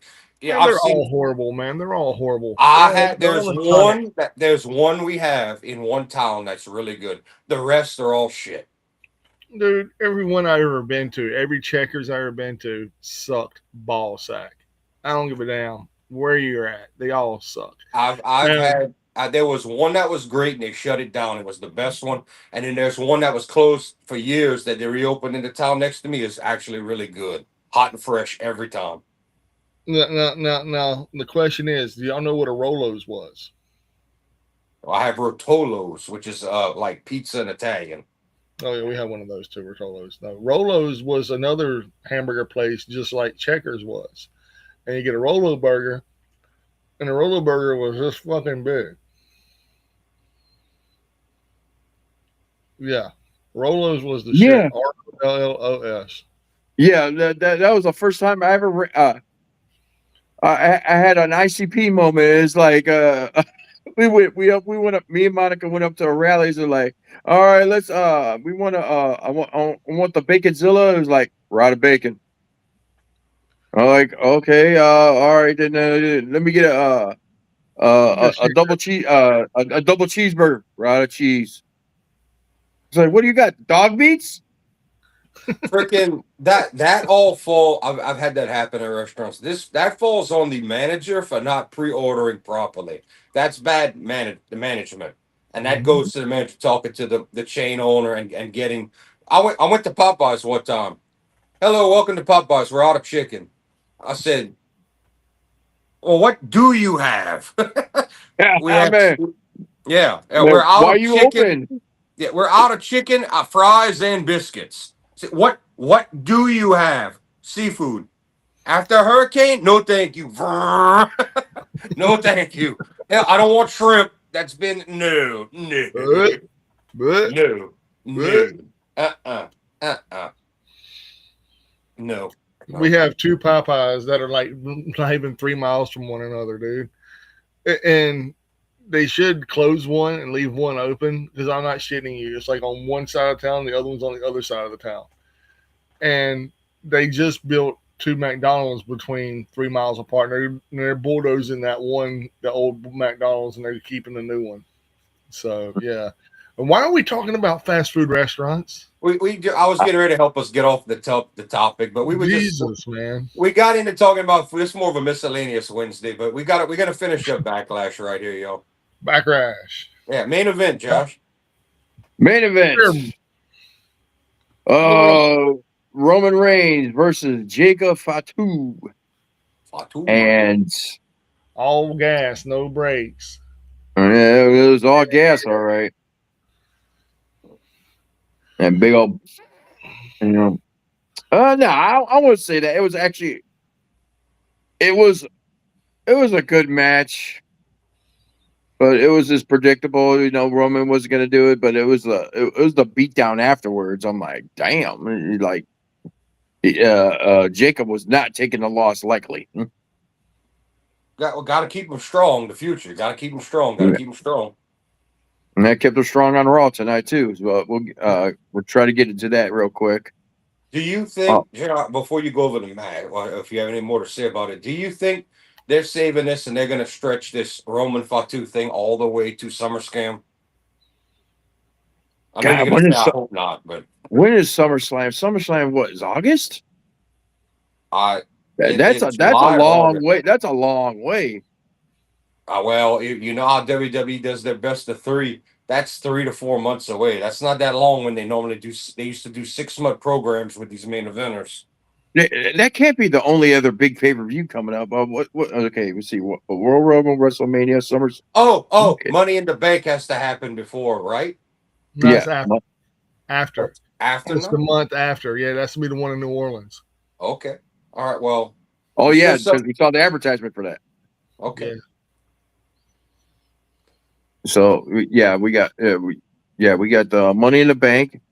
I know. For some reason, we're missing a pay-per-view. Yeah, so they're gonna throw in some other kind of not backlash, but something else like that's gonna get. And I don't know the schedule in modern day with the way they've changed things up, but they're gonna throw some other show in there. Yeah, I know. Gotta have those crappy mini PLEs. I know. Elimination Chamber already happened. Yeah, all the big ones. The next big ones is Summer Scam and Money in the Bank, and Money in the Bank used to be very end of the spring, beginning of the summer, but they moved it, like Mike said. And you know, Rumble's at the end of the not Rumble. Survivor Series is way after Hell in a Cell and all that crap. Well, Survivor Series is around November. And Mm-hmm. War Games will probably be at Survivor Series if they do it right. Well, so War Games is kind of merged with Survivor Series now. So Right. Survivor Series War Games now. That's what they might have. I'd have done the same. If you've got the entity now, you don't have fall brawl. You might as well, if you're gonna keep it in the fall and do it like that as a blow off, might as well put it at Survivor. That's technically what it is. It's a Survivor. Survivor Series was the weak version of War Games with no cage. So I mean, Clash, might as well combine them. Clash in Italy is the one up next. The world events. Yeah. That's true. We got world events coming. Yeah. Yeah, I think that's that's the one that's the next month because Roman is for some reason taking a month off, even though he said I ain't gonna be a part timer anymore. And I guess he's a liar. Those are the one to do the UK tours. Now, Josh, you've missed something on this show. But what did I miss? I know they beat each other up, and Well, I Roman got before the main event even happened. Oh, yeah, not the gingerbread thing. He knows what I'm talking about whenever I say it. John Cena Classic. Oh that. yes. John Cena announced that there's going to be a tournament going on for a new title, and you don't even have to win the title. Well, people are already claiming that this is going to be like, y'all remember the old online voting in WWE where it was really bullshit and they really put who they want. People are saying it's already going to be fixed and WWE knows who they're going to push and do what with what. So it's going to be another fan fake vote thing. Fake voting fans. Like they did with Taboo Tuesday whenever they went head to head again. Exactly. And Cyber, they had the Cyber one. It's going to be the same thing. Like everybody pretends and votes and it's like you the fans make the match. Yeah, well, that was not a bad idea. That's actually was. Oh, the idea is great, but the idea behind that back then was to get all that text money and to get the hits. So the question is, how do you vote today, and how does TKO profit from it? That's where I'm already look. We all know TKO is about this. So how the hell does, short of making the fans think they have control of the show, how the hell does this profit TKO? That's what I want to know. 16 people get to take on the role of being John Cena, and it's a new championship. That's bad. The last thing they needed was it should have been a shot at the world. The last thing they need is another title. I think we can all agree on that. Oh yeah. It should have been a shot at the world champion or something. Not another title. It's gonna be another 24/7 title. It's gonna be probably I wonder if they dare do a spinning title. You know what they should name it? The AI belt. That's what they should name it, the AI belt instead of you can't the call JC it title. You can't call it the John Cena title because it is the John Cena title. Yeah, that's what it is. It's called it's the John Cena Classic. Oh, I mean, they can't call the belt the John Cena belt. Too bad. That's what they're doing. I mean, you could. Technically, they call what it's a made up term, but they call the era of WWE now the reality era. I would accept the reality championship more than I would accept. Here comes I don't know. Here comes Oba Femi with a John Cena title. yeah, anybody's just having to say your name holding. It's not like, oh, you're the recipient of the Luthez Award. No, you are you. Here comes Sami Zayn, the current holder of the John Cena Classic Title Championship. No, no, that just doesn't roll off. It's kind of like that horrible name they had for Evil before they changed it to one word, Nox Raijin or what. No, it doesn't roll off the tongue. No. That right there is gonna be Takahashi. Well, I'm scared for him already. Mm-mm-mm. And anybody who loves it's good. WWE or watches NXT, y'all are gonna have a blast with Takahashi. The man is charisma, a ball of energy, and a fantastic wrestler all in one. Y'all are getting. If they misuse him, I know he's up there in age, but if they misuse him, the fans are getting shorted. If they misuse it, this is not Tozawa at all. This is the complete opposite of Tozawa. Yeah, it's going to be called the "You Can't See Me" title. I don't think it's gonna last after 1 year. Mm-hmm. If anything, I was hoping they would do like the Owen, and you just win it as an award, and then it goes away, and then you do it again yearly, but as a tournament, not to hold a regular title called "Here's the John Cena Classic Championship title." No, please don't, please don't. Am I lying, Josh? Ain't that what they're calling it, the John Cena title? Yep. Keep me updated. You know how I'm going to be I watching don't it? want to. I'm not I'm gonna going to be keep you watching updated it like because I will be watching it like this. I'm not watching it at all, dude, because I will not. it don't make any sense. It You makes know, zero sense. you know what? After watching TNA, WWE makes sense. I don't know, man. Did you watch last week's episode? It was good, Josh. You know what? Now when I fucking gave up, it's like now it's starting to get good. Oh, watch. Josh is going to watch later on Thursday night, and it's going to be a shit episode, Mike. Well, it's Yeah. a live episode, man. It's a live I, episode. I swear to God, I will bitch you out if I watch TNA. I will bitch Ladies and you out, and I gentlemen, watch TNA, and it'll be like, I was like, you got, I was like, you motherfucker. ladies and gentlemen, Friday. good. Tune in to watch the exciting conclusion on Ringside Rants. As we shall find out, it was TNA good for a second week in a row or not? And if it was not good, how bad will Josh bitch out Mike? Friday live. It's gonna be terrible, Yeah. probably. Oh, if Josh tunes in, if he puts on his Well, TV, it's going to be I don't know garbage. if you can make a 2 out of 3 falls match against Cedric Alexander and Leon Slater bad. I just don't see that being a bad match. I mean, yeah. I mean, you said it. Even you said it was a good. I'm like, I ain't gotta doubt you. If you said it was good, I'm like, I ain't gonna doubt you or nothing. But I know the minute I tune in, I'm gonna get the shit show. I'm like, you motherfucker, You gonna will. make me You watch will. You will. But okay, let's wrap up Backlash. Josh, give it an overall rating. it. 6.57. I'll give you my rating of it. That's how That much too? I watched. Mike gives it dose.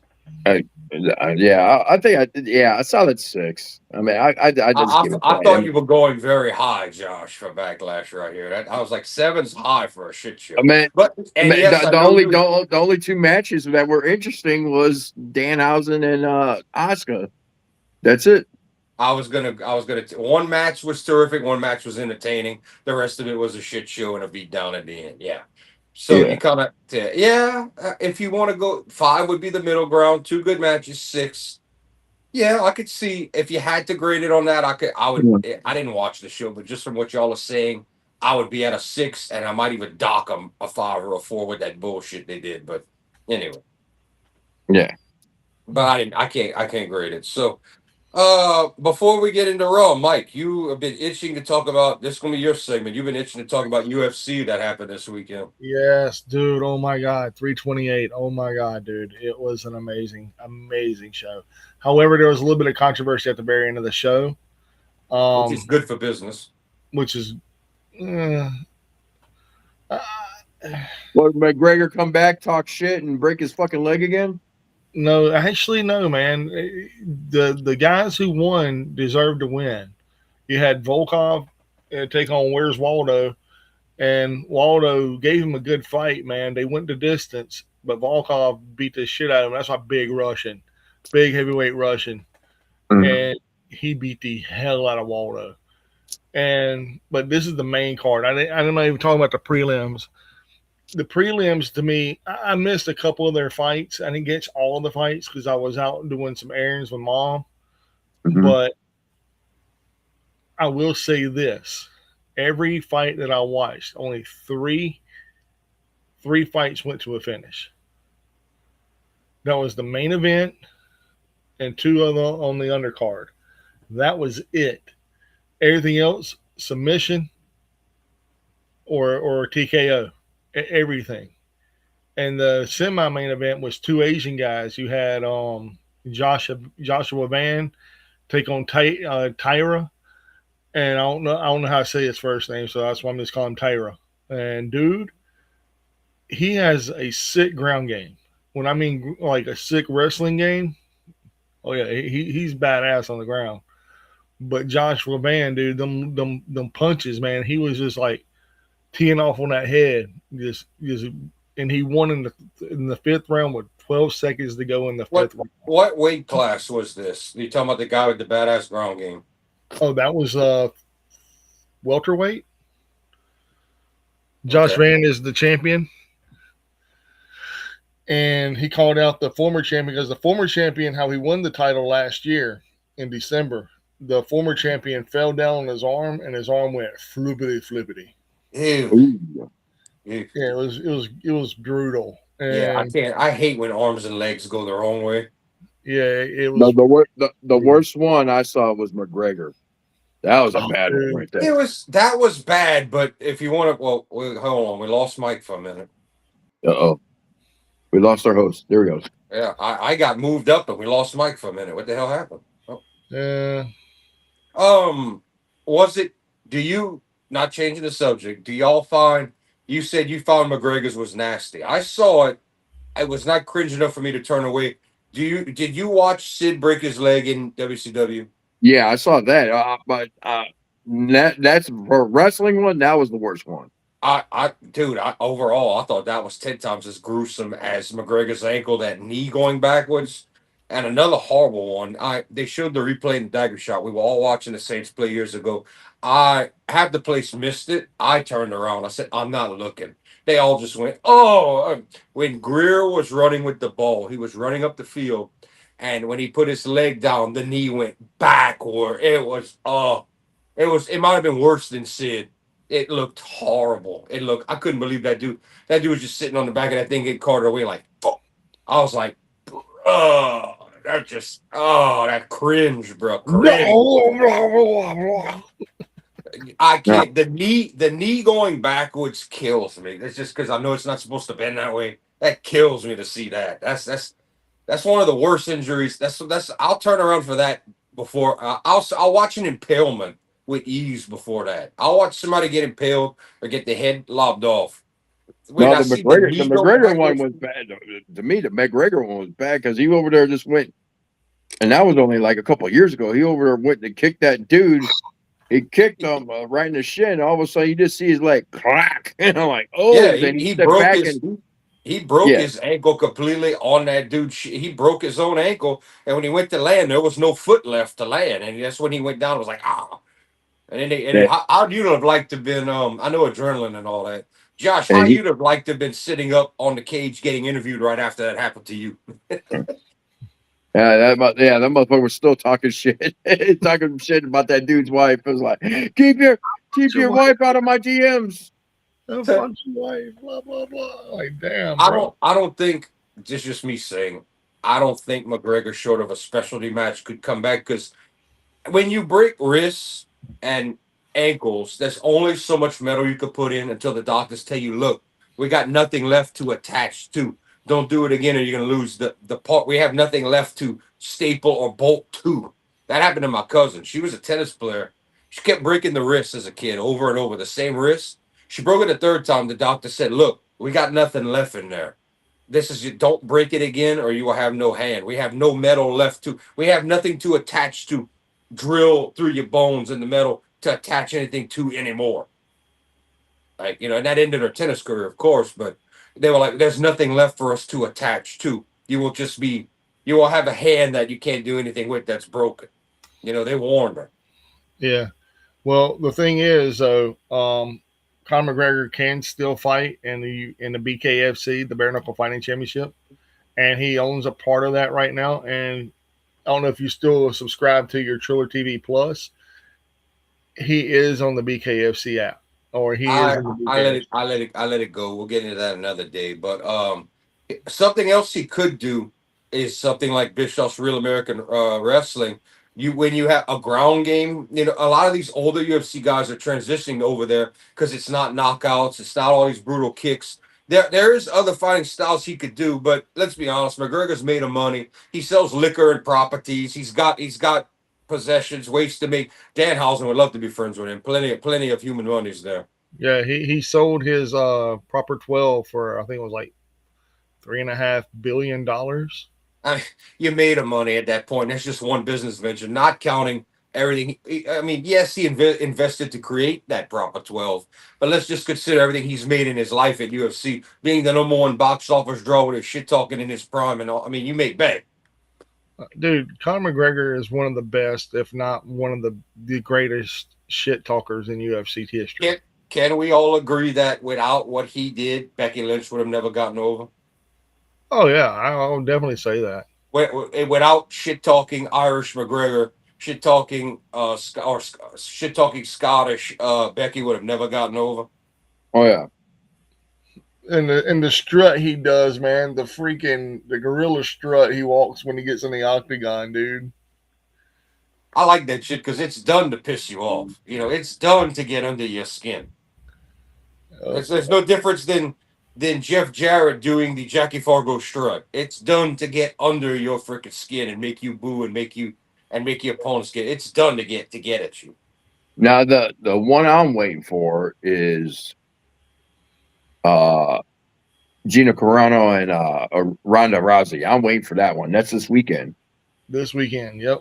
And dude, I'm pumped, man. I'm a Ronda Rousey. I'm going with Rousey, man. I know y'all going Carano. I know it. I'm get going it. for the underdog because I do think in a real fight that Ronda should, if Ronda's ground game, if she can get her ground game on, that's what she's good at. She's judo.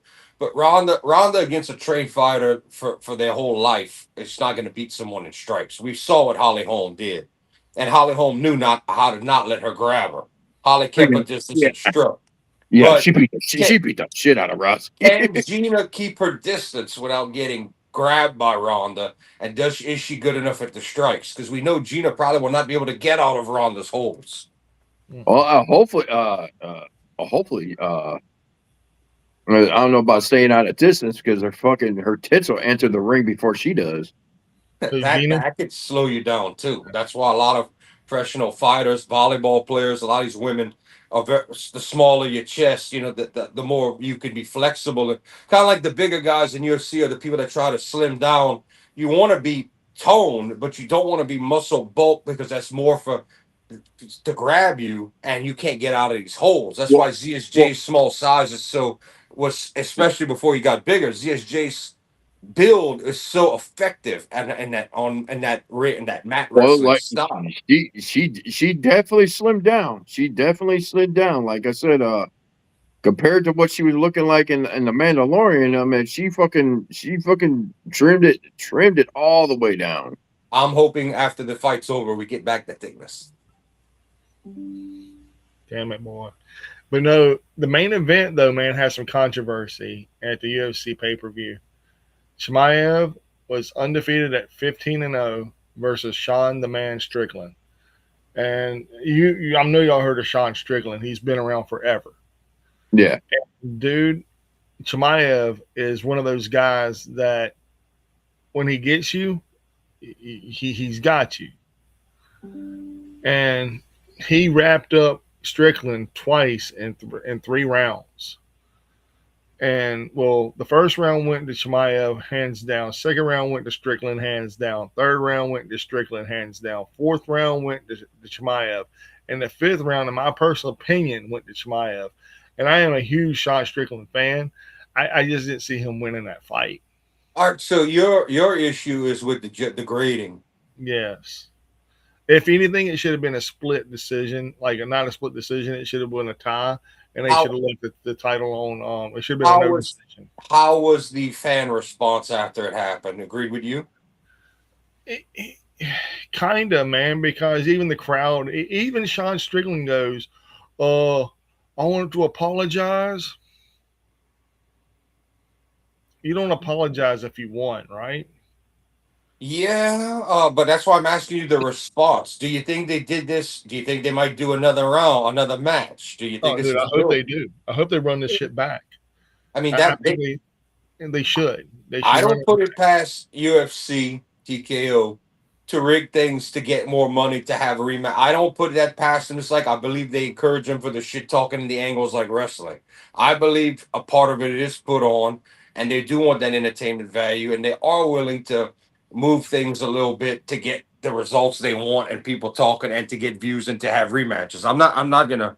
It could be reality, but just like I believe in football, sometimes some teams are paid to do what they got to do. Bears. What the hell? He's just like, what the hell? Why ain't gonna bring my team into this? I will have no This problems is telling true. you that I believe I don't know the year, but I believe the year that the Saints played the Los Angeles brand new team, the year they had their new stadium and all that, and they moved the Rams over there. I do believe that that guy that when they threw that ball right at your boy and he turned his back, I think that kid was paid off on our. How do you? Who makes a mistake like? How do you turn your back on the ball coming to you and let the other guy catch it to win the game? And I called it before the year was over, before the games even got going. I was like, Los Angeles has that brand new stadium. They're gonna want that money in there. The Super Bowl, or if they don't have the Super Bowl going there yet, they're gonna give it to LA. And of course, LA got it. And that's the year that they Win the Super Bowl. was that the year that LA played the Bengals and they had taken your boy from us, and he put up a good fight for his first year being in the NFL, but to make it Joe all the way to Burrows. yeah, Joe Burrow, yeah, I just I did not like that. That year I felt like was rigged like a bug. So I'm and gonna say I will this. not bitch at Josh's Bears because they had no part in this. Thank Everybody you. needs the Bears. Everybody needs a bitch of the No, Bears. no, you just hate the Bears. That's it. Yeah, I have no hate on the Bears. They had nothing to do with this. I thought this was bullshit. That happened. All I know is all I gotta say is this: 2 out of 3. Yeah, it's 2 out of 3 falls, you win. Yeah. Hotter, hotter, hotter. Yeah, Two. 1, 2 out of 3. Also, a nice good.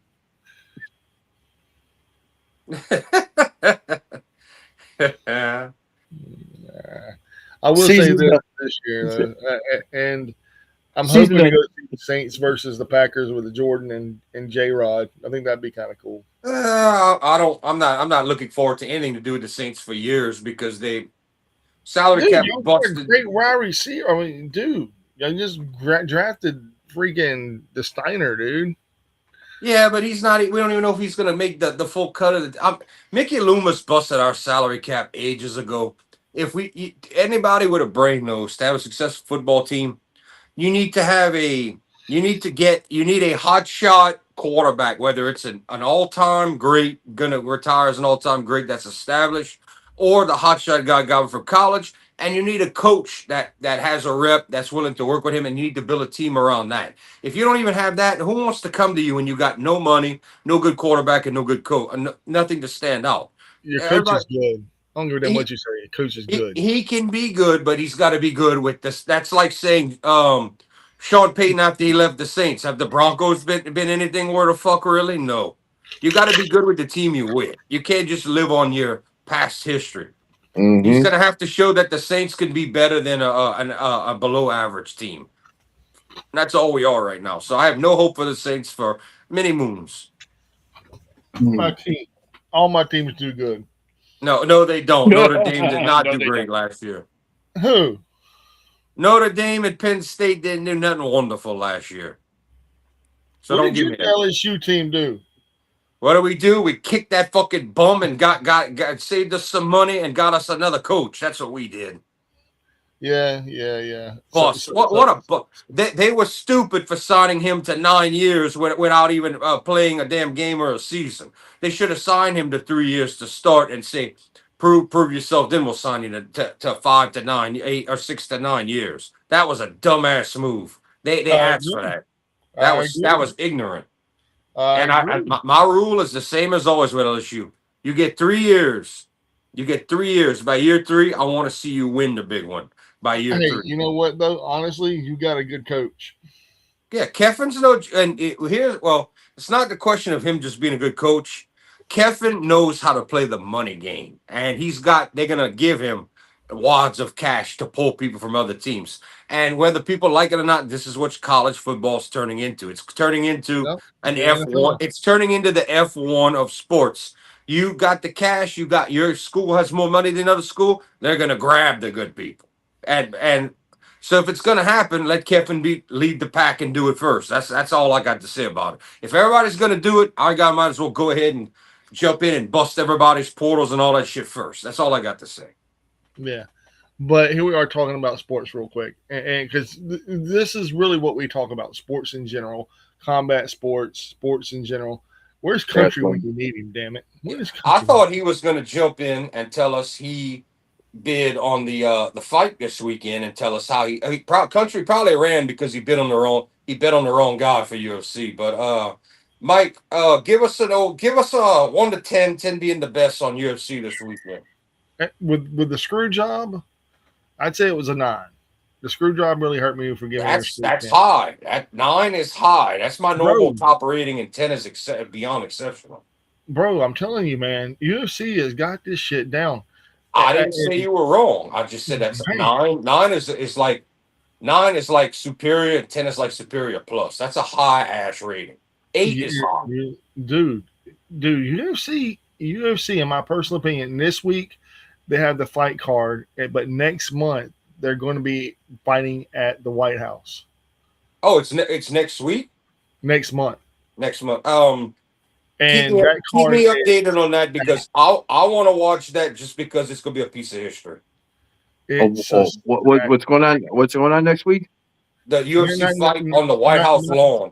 Not next week. Next month. Next month. Yes. That shows you how much Josh keeps up with news. Trump's been screaming for this over a year. Trump wants the UFC in front of the White House. Yeah, he's getting it. So was he? He's gonna be sitting by the window and just watching. No, everyone's gonna be outside. The octagon will be set up in front of the White House, and this thing's gonna happen on the damn lawn. It's gonna be an official UFC fight. Yeah, it's called Freedom Fight 250. Yeah, you're gonna see American flags and octagon and ring girls and all that instead of the dude's tits and the rainbow lights we saw 3 or 4 years ago. It's gonna be much better. Yeah. Oh shoot! I'm not gonna jinx it. I was like, we gotta get a repeat of Lincoln.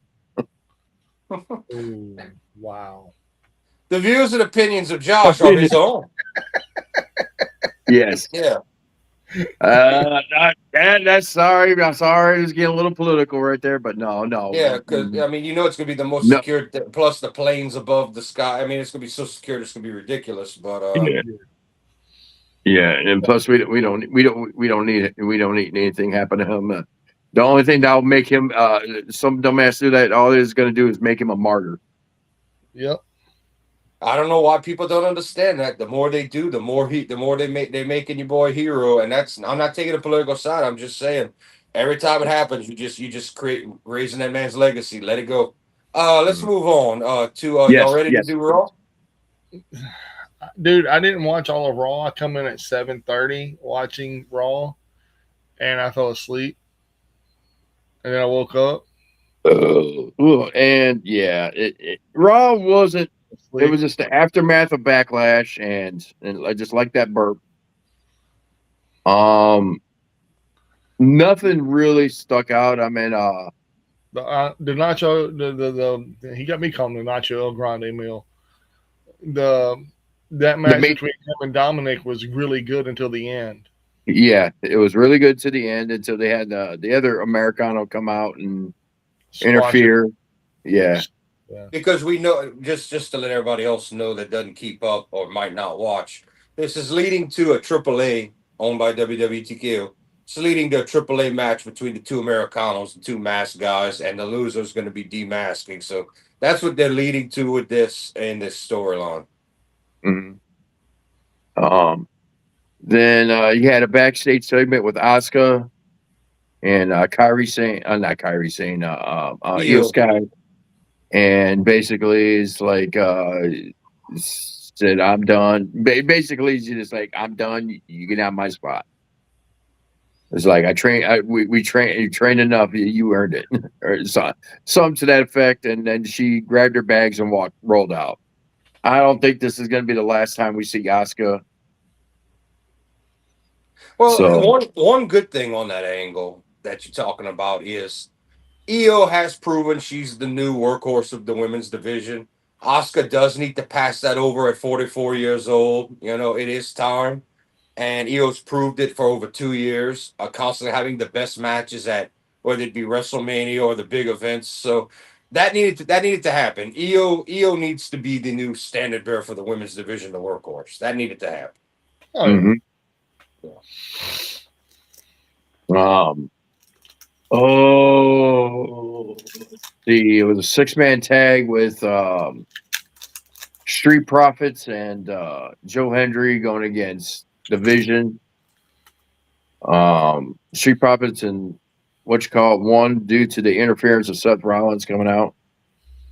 So yeah, that was that.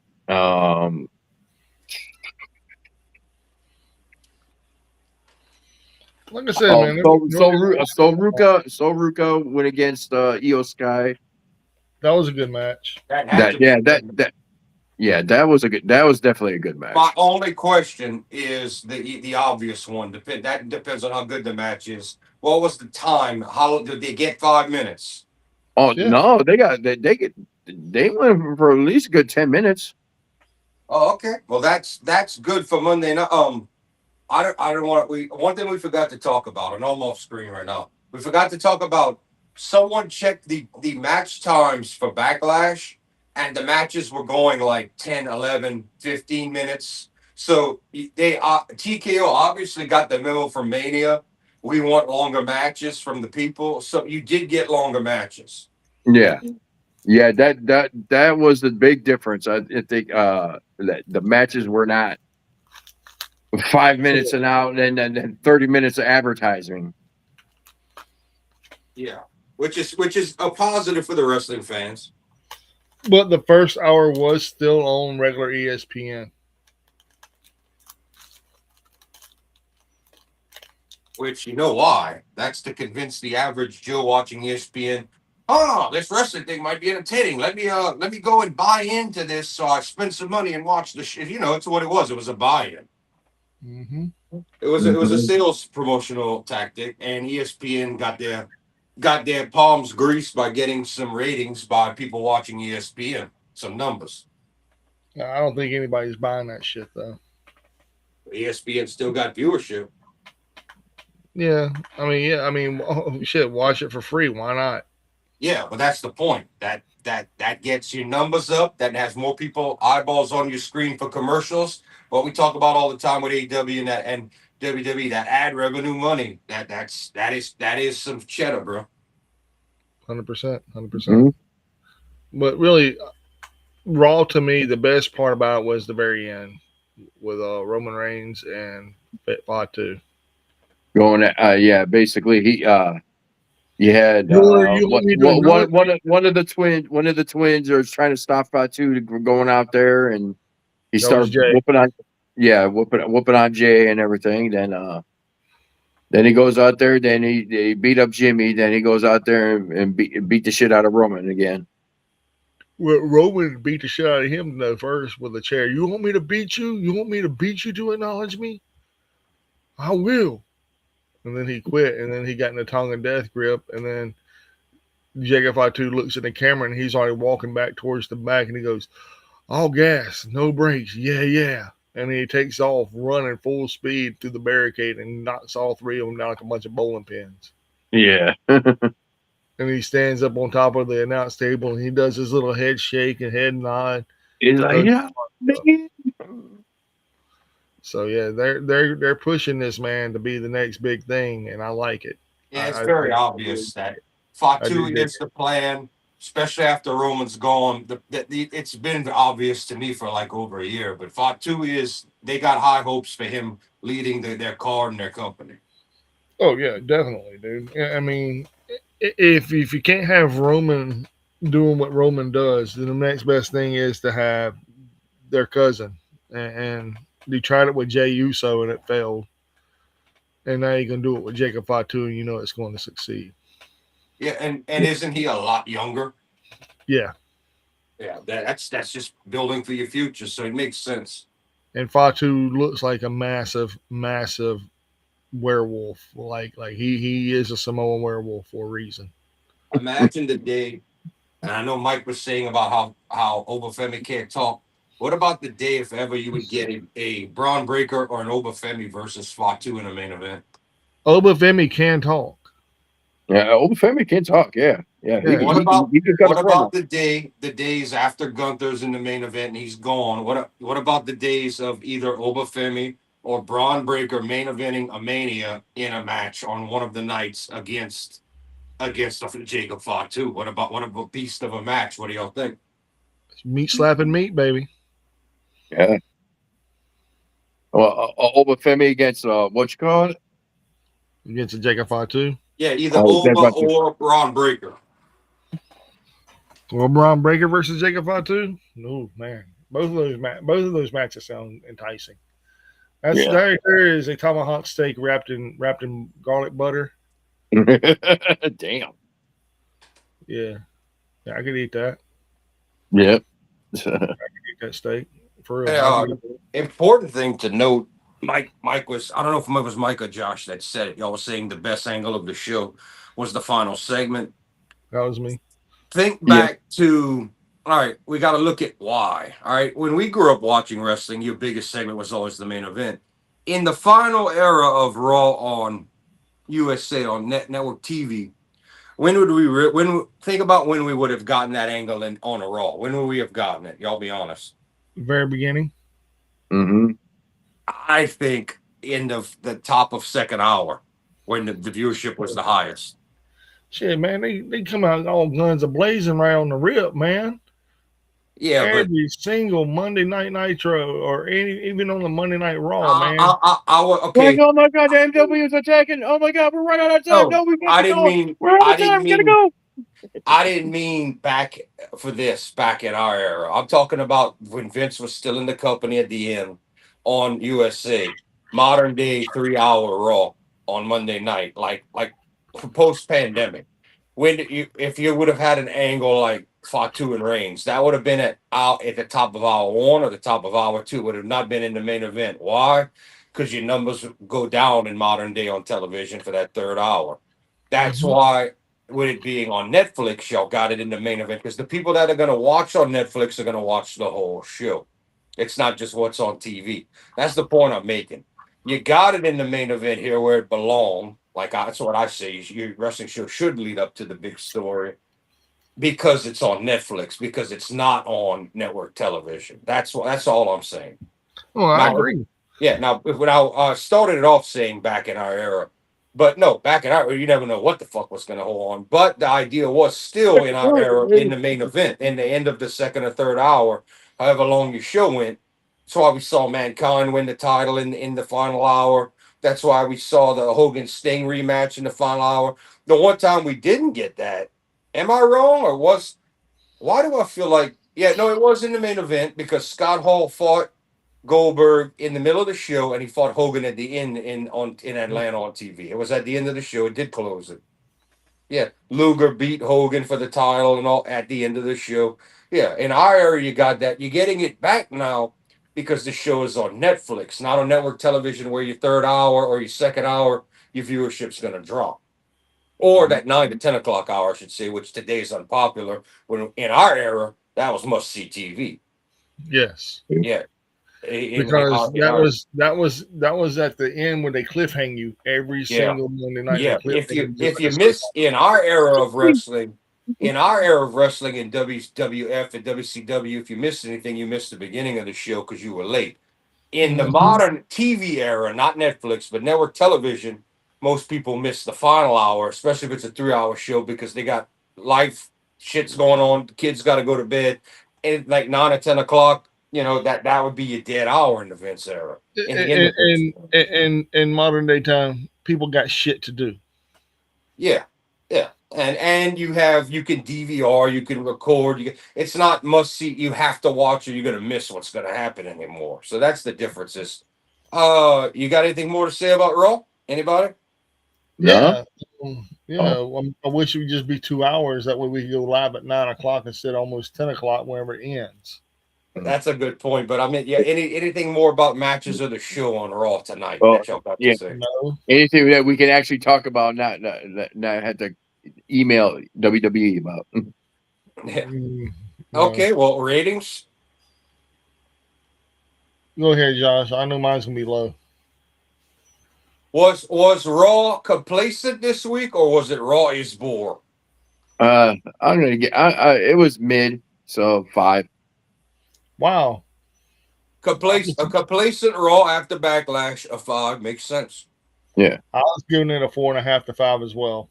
Okay, that sounds like ratings. I would be around y'all if not lower. Yeah, but the best segments was Opening. Jacob Fatu and Roman Reigns segment at the end. That was a story builder.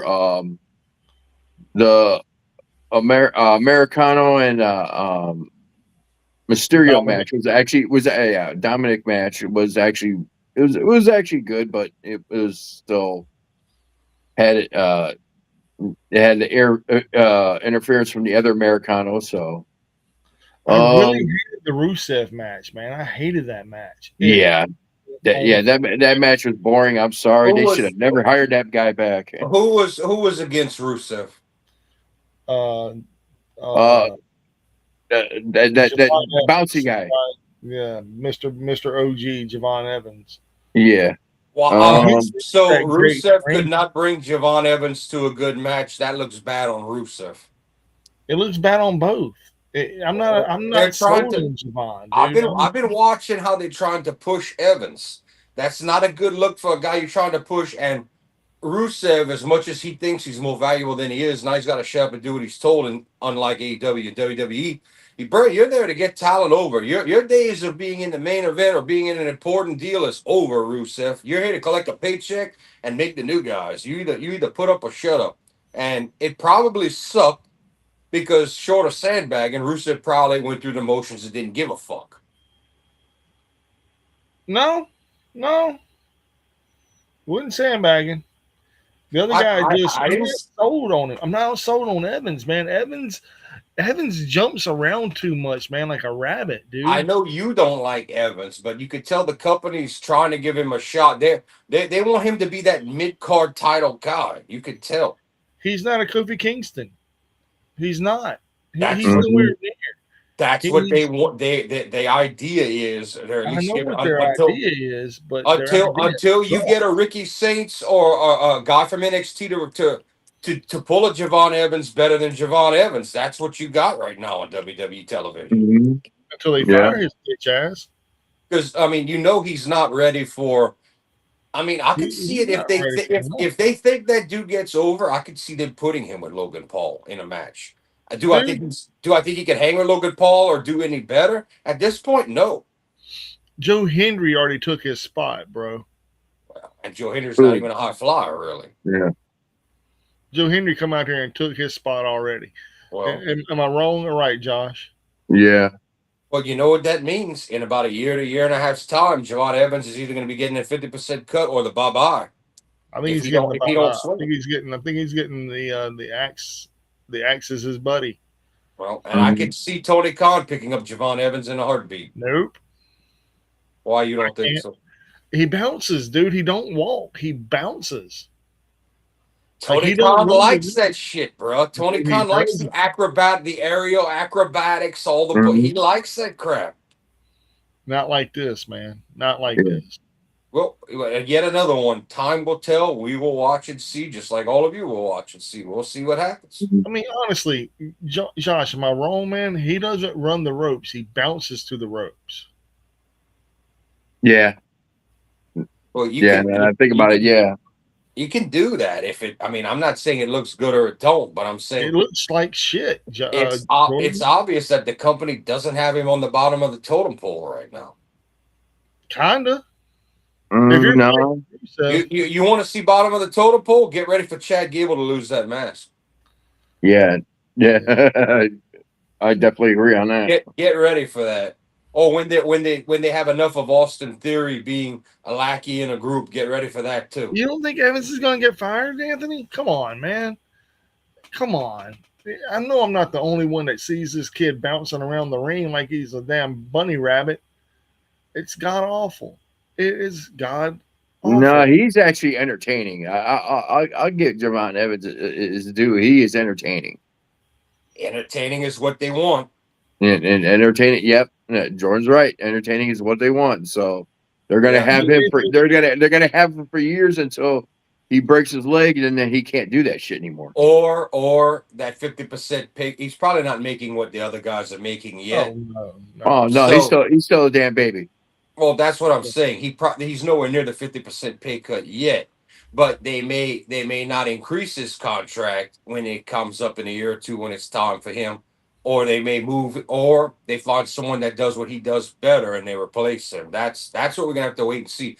Does someone come up from NXT in the future that puts him to shame and he doesn't have a spot anymore? See, Ant Man. Listen, the kid is still young. He's only 21, and I think he still has time to develop. True. Then why is his ass not in NXT? Ooh, well, they called him up. I mean, I'm done. yeah. Well, we know how Mike feels about Evans. Mic drop right there. If you say the kid needs to develop, why is he still not in NXT? Mic drop. And let's be honest, they have pulled many people through the years from NXT that were not ready. We've seen it. We have seen talent get called up that were not ready, worse not ready than him. I think they should have waited another year on Ethan Page and Ricky Saints. Oh, man, they already developed enough, man. Come on. Ricky Saints, he doesn't have the stature. He could go in a ring, but the Ricky Saints' big selling point is he's on the microphone. He can talk. This can talk. This right here does nothing for me. That does nothing for me. How Michael Jackson used to hold his hat. But he ain't holding a hat. He's posing. I wonder whose idea it was for him to. He's done it in AEW. He did it in NWA. All right, so it's his gimmick. It's his gimmick. All right. It's terrible. Just like every woman in WWE almost has to have a gimmick to get through the ropes. Every woman has to have a different gimmick to pose and get through the ropes. Mm-hmm. Yeah. All right, Anthony. Here we go. Here we go, bro. Now we're talking. What? Okay, what do we got? What do we got? That's a good point, though. I mean, even considering before the days of NXT, that is kind of what dark matches and then the mid card was for. But the mid card also was there to sharpen, not to build your skills, but sharpen you for the main event. So that's what Mike's going to give you a fight on. Yeah. See, Jordan, you already know. If you're not a fine tool player, if you do not have all the tools in your toolbox to be an actual main event guy or a mid card guy and you're developing, you're on the lower end of that totem pole. Hence why he should be lower down on that card instead of going for the IC title. People for the IC title should be Ethan Page. It should be Rusev. It should be Penta. It should be Chad Gable with or without a mask. It should be those types of players. Javon Evans is nowhere near that caliber yet. In my personal opinion is, if he isn't on that level, why is he even on the main roster? He's got a point. He's got a point. Is he not still in developmental? because he was there before all these other guys and they pushed him up before the other guys got there. Joe Henry came in and took his fucking spot. I thought the one on what you're saying, Mike. The one thing that I thought harmed Evans getting called up was he was at the exact same time as Joe Hendry, who's already a bigger star than him. Dude, That's not even. I'm not even counting Evans' talent. Let's say Evans was more talented than he is. I still thought it was a bad move to call up Evans right there because I said Evans is also going to be overshadowed by Joe Hendry. Oh, Joe Henry's overshadowing everybody that he gets in the ring with, dude. He's making Logan Paul the Fire Logan Paul song, dude. I want to buy that record. I want to buy that record, dude. I want to buy that record. It's so good. How about Oh, did you for see the US video? title? Did you Yeah, see the video they released? yeah. I'm so down with it, dude. How about Javon going for the U.S. I title? I Still see. no, man. Mike, hey, wait a minute. Mike hates it. That's exactly where I see him going for that or the IC. I think they're going to try to give Javon Evans a run as much as Mike hates him with one of those mid card titles before they even think about kicking. I think it's going to happen. I really think you're going to see that on television. I don't think they're taking the title off Penta to give it to Javon Evans. Oh, not right. No, no. Penta, That Penta, ain't happening. Penta might be 40 something years old. Penta's on the latest on the commercials and everything now, dude. Penta is over. The company likes him. He's good. You're only gonna have Penta for so long until he starts to slow down. Penta's like, I think Penta's over 45 years old. Am I wrong? Penta, I think is He's way older than Phoenix. He's a lot older. 41. Okay, they're not as bad as I thought, but he's still Penta can't go forever. But I'm sure the company would love for Javon Evans to have the talent to be the next guy to fly around like that. It ain't gonna be Javon Evans. No, man. It's dude. Javon Evans bounces, and oh my god, Javon Evans is the charismatic with quotation marks big time charismatic replacement in WWE for Ricochet. That's what they're hoping he becomes. Oh yeah. That's his role. He took the Ricochet spot. Now, like Mike's saying, can Javon Evans survive? Unless he steps it up big time talent wise, no. But do I see them trying to put a mid card title on him and see if they don't if the people like him, they don't care what he does in the ring. Just like Joe Hendry's not the best worker, but he gets over because of his character and what he says and does. uh, I think they're gonna try eventually. I don't know when. They're gonna put a U.S. title or whatnot on Javon Evans and see how it go. I think they will. I hate to tell you, Mike. they may, but I will say this, Anthony. I'm gonna say this right now. Oh God, what the hell is going on? Okay. To be honest, WWE has younger guys like Jimmy House and Starboy Charlie. Starboy Charlie has an ID deal. He is not under any kind of other deal but the ID deal, just like Jack Cartwheel's under an ID deal, who works also for Evolve. Now, these people are more athletic and technically adept, more so than Javon Evans. So that should tell you everything you need to know. The people, That's bad. That spells bad news for Javon Evans if he don't step on the gas because that's how easy they can replace him too. If you get somebody with charisma and can move in the ring. no, I don't see Kofi Kingston with Javon Evans. I already said that. It's not there, dude. Kofi Kingston. Kofi Kingston is fired. They want him to be that next Kofi Kingston or Ricochet. They want it with that kid talk. It's not there, man. That's It's the not problem. there. That's why I think Javon Evans is going to be on thin ice one day, but I do see them trying it. If he gets over more with the people, I see them trying a title run. But the I see a question is, 1 to 2 month run with a title, just to give him a taste, and they're gonna take it from him, and they're gonna try to get him as a chase bunny, and then they're gonna go, okay, this isn't working either, and then they're gonna put him back in NXT, and then they're gonna cut him. I don't think they're even going to play around with sending people that Oh aren't yeah, big oh names yeah. back to NXT anymore. I don't think they're gonna. I don't think the new era is gonna. Just like I don't think there's any true lifers anymore, unless you're John Cena or Roman Reigns. I don't. I think the title flop. He gets a title run, it flops. The people don't. He doesn't get over with the people. I think coming up to that next Mania when you. I don't even know if it'll be this year. Coming up to that next Mania when the cuts happen. Don't be surprised if he's not on there. I don't think I think TKO is ready to be merciless, and either you get over in 8 months to a year, or you don't get over if you knew. I don't think so, Anthony. I don't think Xavier is going to take that deal because why would he leave Kofi Kingston out to dry and do that? Because they're Yeah. boys, and Xavier is more about family than he is about money. You got a And point there. You got a point. I think that I don't think he'll take the deal. You are right that he has been offered that Tyler Breeze style WWE because they want his video game channel. They want to keep the personality. uh-huh. Well, the thing is, they don't know. You forget WWE owns Up Down Down. But here's the Well, thing: because Creed doesn't. it was because of that. That deal. Yeah, when everybody started the YouTube channel started making money, that's when WWE put a kibosh on all that, and then they actually bought the rights to the Up Down Down. So technically, WWE owns all of that. But they Yep. can they can own that. They just want him to be the personality and the face guy and work with the Yeah, game. But yeah, but one, that ain't gonna happen. Creed don't need it because Creed can go make a brand new YouTube channel and everybody's gonna go flock to him that watches him. Oh Two, yeah. he can work with Omega, the Bucks, Adam Cole in that role. That just brings that brings things people want to see. Three, he's not done in the ring. He's still healthy if he wants to go. And him and Kofi could go anywhere they want. Tony Khan's gonna sign them to 7 figures each, and the AEW fans are gonna get those dream matches with the teams we talked about.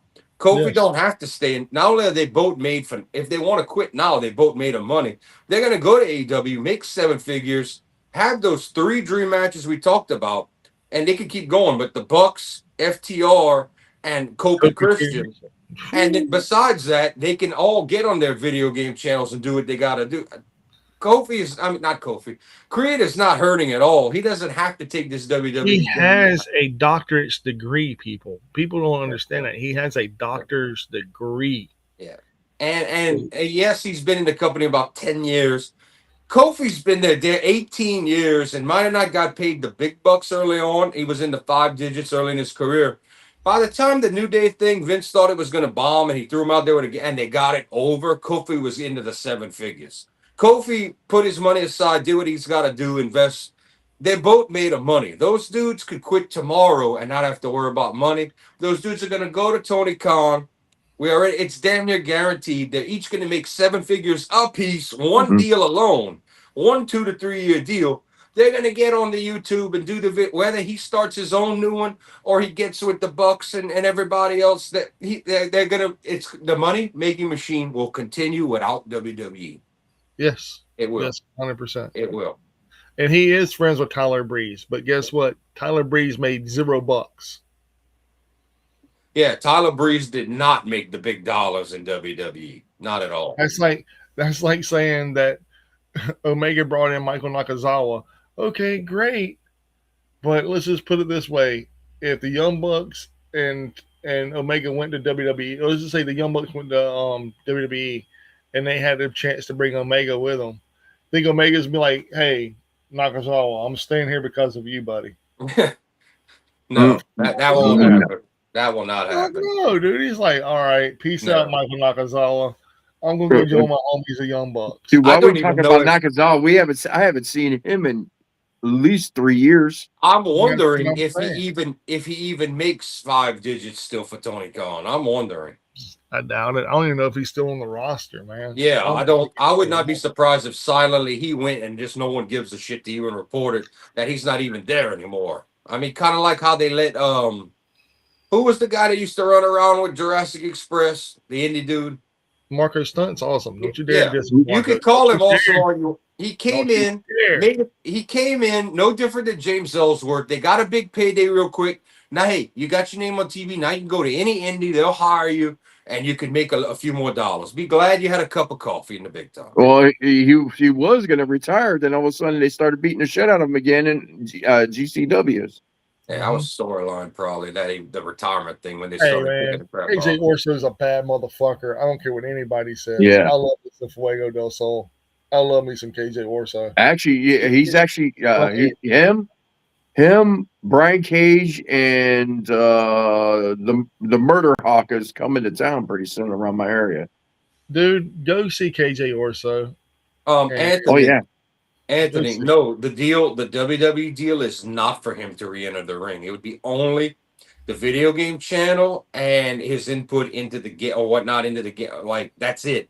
No, he would not be. He could not wrestle part time or get back. They don't want him back in the ring. They want to keep him as Behind the part of scenes. that. They don't even care about AEW getting him or Kofi. They just want to keep him as part of Up, Up, Down, Down, and all of that. They don't. He will not be back in there. That's why I think it's a no brainer that that Creed goes with Kofi to Tony Khan and get paid seven figures for a single contract.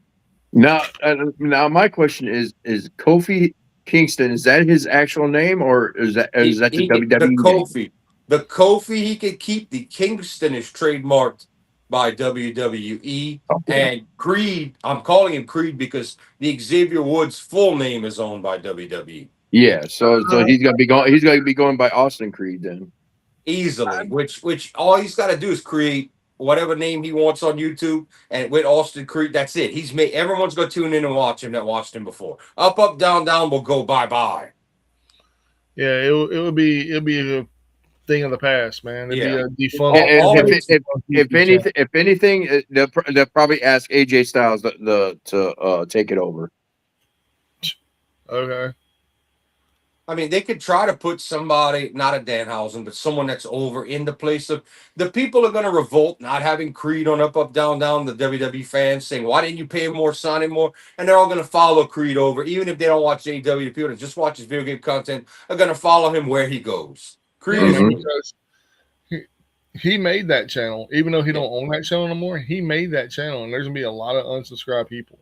Oh yeah, Bad dude Tito just got fired by me because he wasn't washing my car properly. Tito has Bad been guy, my car washer for the last 3 years. bad dude Tito is. I don't know if he was signed to AEW. I don't remember this at all. But if he did get signed to AEW and didn't do nothing with him, that's shitty of AEW. But I never heard of that. I've never heard him being in AEW. There's a ton of I don't even talent know who that that are is. signed to AEW that Tony isn't doing anything with, including Johnny Wrestling, Johnny Mundo, and his wife, both griping and catering. They call it His wife contolerable is so thing. smoking hot, dude. Tell you about And you have not Keith Lee has health issues, but who's the other big Willie Mack? No, Willie Mack. Willie Mack had to beg to get work the week of the week of Mania for the collective because Tony Khan's not there. All upset back there. He's not you. Peter Avalon is still on the damn roster, and we don't want to see him back either. But he needs to be. I don't know. Tony's just isn't aware of money because he's never had to hurt for money before. The thing you do is you cut costs. I mean, Well, Tony Khan is. I think Peter Avalon is backstage doing something. Well, let's pray he stays there. And we don't have to ever see him again. Okay. Pretty Peter. Yeah. Pretty, my ass. All right. So, are we all done with wrestling tonight? I think we are. Yep, 2 hours, 12 minutes. The 12 minutes was just discussing topics and questions. Wardlow is he's only holding on to him not to let him go to WWE, and Wardlow is doing the American Gladiators bullshit. Well, that's So he's over making- with. American Gladiators is over. Well, Yeah, they're the one they're going to bring him back for a season 2. Just like Probably. Megan Bain. Isn't Megan Bain one of them too? No, Camille. it's the other one. Camille. The other one. Camille. Mhm. Yeah. Yeah. They're gonna see how the show does. If there's enough viewership and people clicking, they're gonna order a season 2 and go record that. All right. Anyway, so anybody got anything to show? Sure. Yes. Who's going first? You could go if you want, Josh. All right. Well, I only got a couple things right here. So, did a couple pickups at some local stores. I'm waiting for. I just paid for my Coleco bill, so I got some stuff coming for Coleco. But this is what I pick up locally. Picked this up for about $8. Oh, nice. Wrestle Up in Power Mania. I did not get mine for $8. Yeah, I picked it up for $8, and it's still a little. I haven't listened to it yet. But it's got some Marks on it. I don't think it's scratch, but I think it might pop a little bit. But for $8, I can't pass it up. Yeah, yeah. Now that album for $8, that's one of those. That's one of the Def Leppard albums you could put on number one and let it go. Yeah. Then I picked this up. I was like, I couldn't pass this up, and so I don't have to go and collect every single good album from this band. The Beatles. Oh yeah, there's a lot of albums from Motorhead. A lot. I've been working on it. Well, this one right here is basically a best of. Okay. So it's got all the hits on there. But the only one it doesn't got on there is Eat the Rich. That's about it. Anything else? Yeah, the Eat the Rich and Triple H's theme. That's the only two that's not on there. But I gotta hit you. I gotta hit you here. Does it have one of my favorite Motorhead songs of all time on it? Does it have Sharpshooter? No. Sharpshooter? No, it won't. No, it doesn't. Damn them. But, does it have Sweet Revenge on it? Nope. Sweet Revenge? Nope. No. Nope. Yeah, I couldn't live with that. Well, both of those on the same album. I can't. I can. So I got you. So I got that. Then the last one right here, I got this. I remember hearing about the rumor of this guy doing this, and when I finally seen it, I had to pick it up. I had to get it. Oh, have you heard it yet? Danzig sings Elvis. Yeah, have you heard it yet? Yes.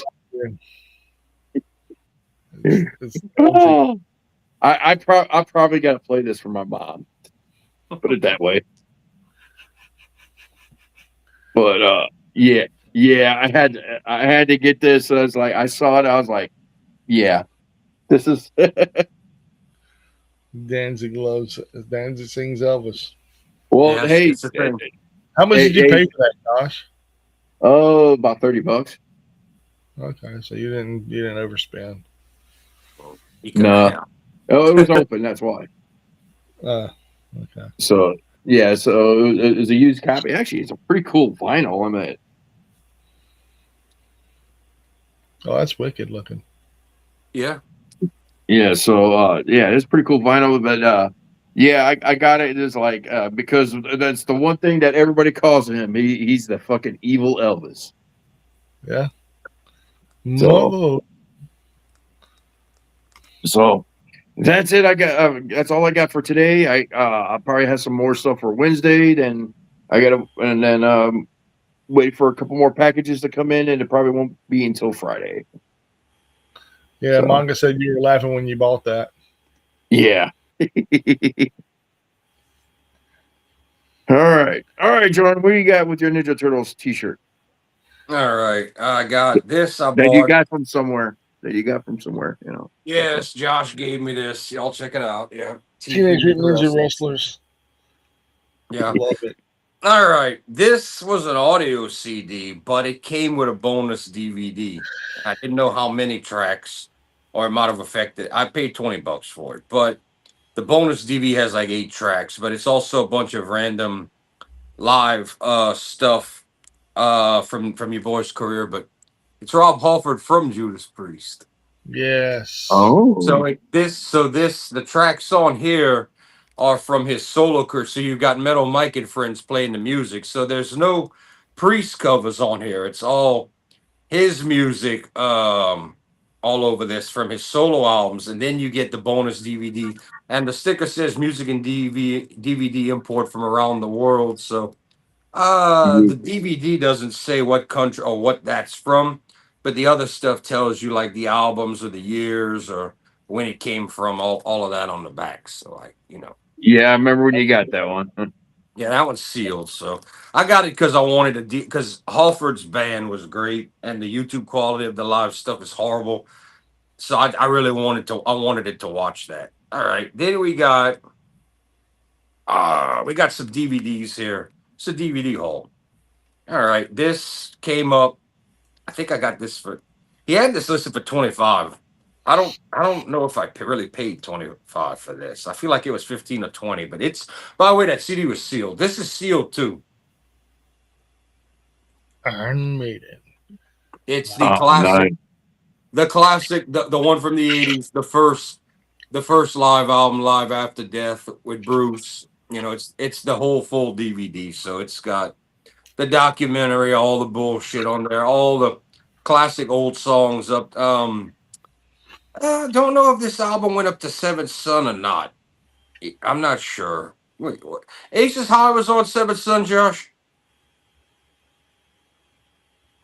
No.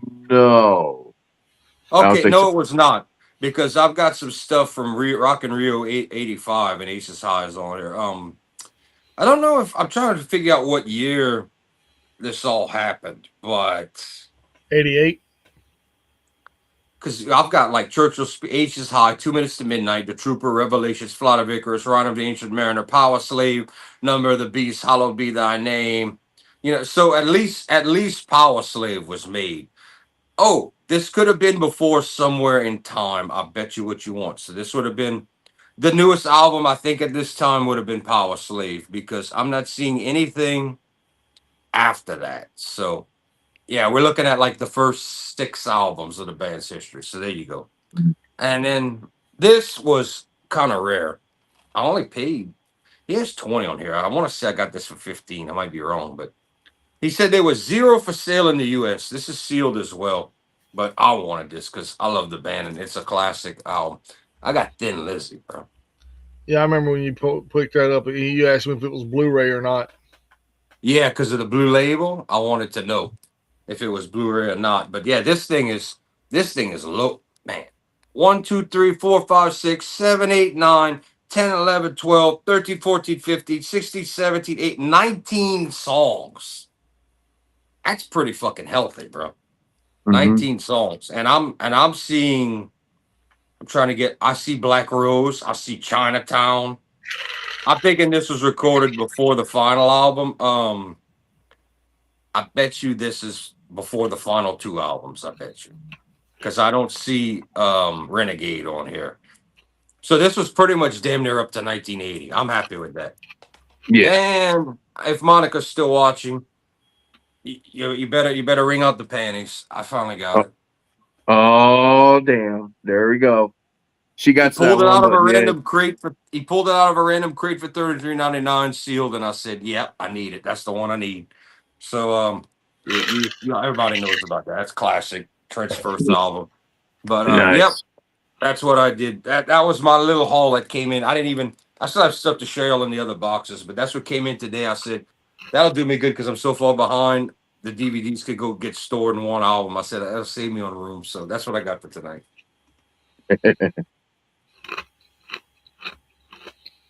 Okay, Oh, Ice Man. She wants you to show the one that you're taking back, Josh. Oh, yeah. This was a disappointment. Here, I can show that one.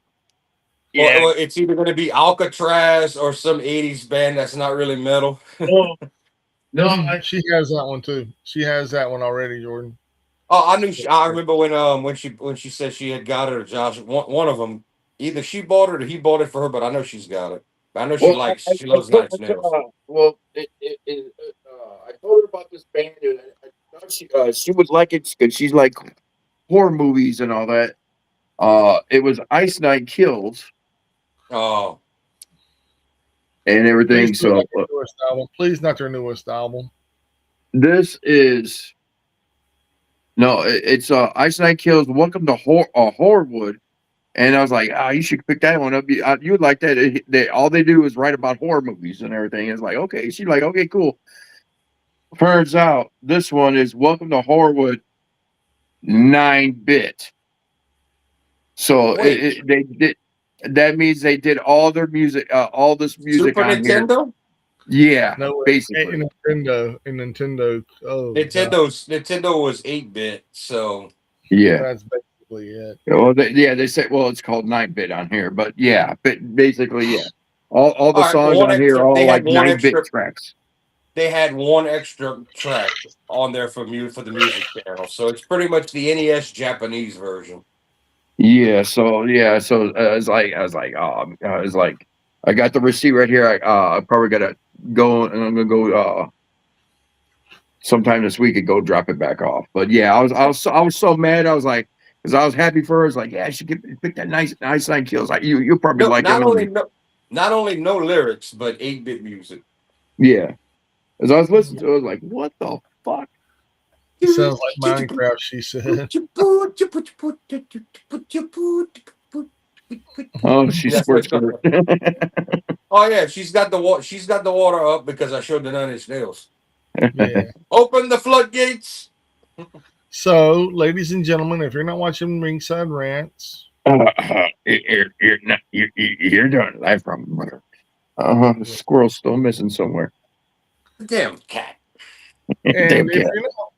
if you didn't know, we're not just food to digest, ladies and gentlemen. We're food for the ears, baby, especially for rallies.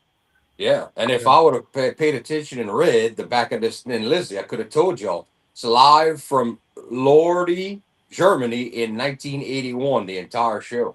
Oh, nice. Yeah, but just like this rare, not for sale in the U.S. Thin Lizzy, always remember, what's mine is mine. What's yours is mine too. Ladies and gentlemen, on that note, I would like to say, with all due and everything that we all, thank you for watching. And we are going to hit Phil so hard because we talked about a lot of subjects tonight that he would have loved.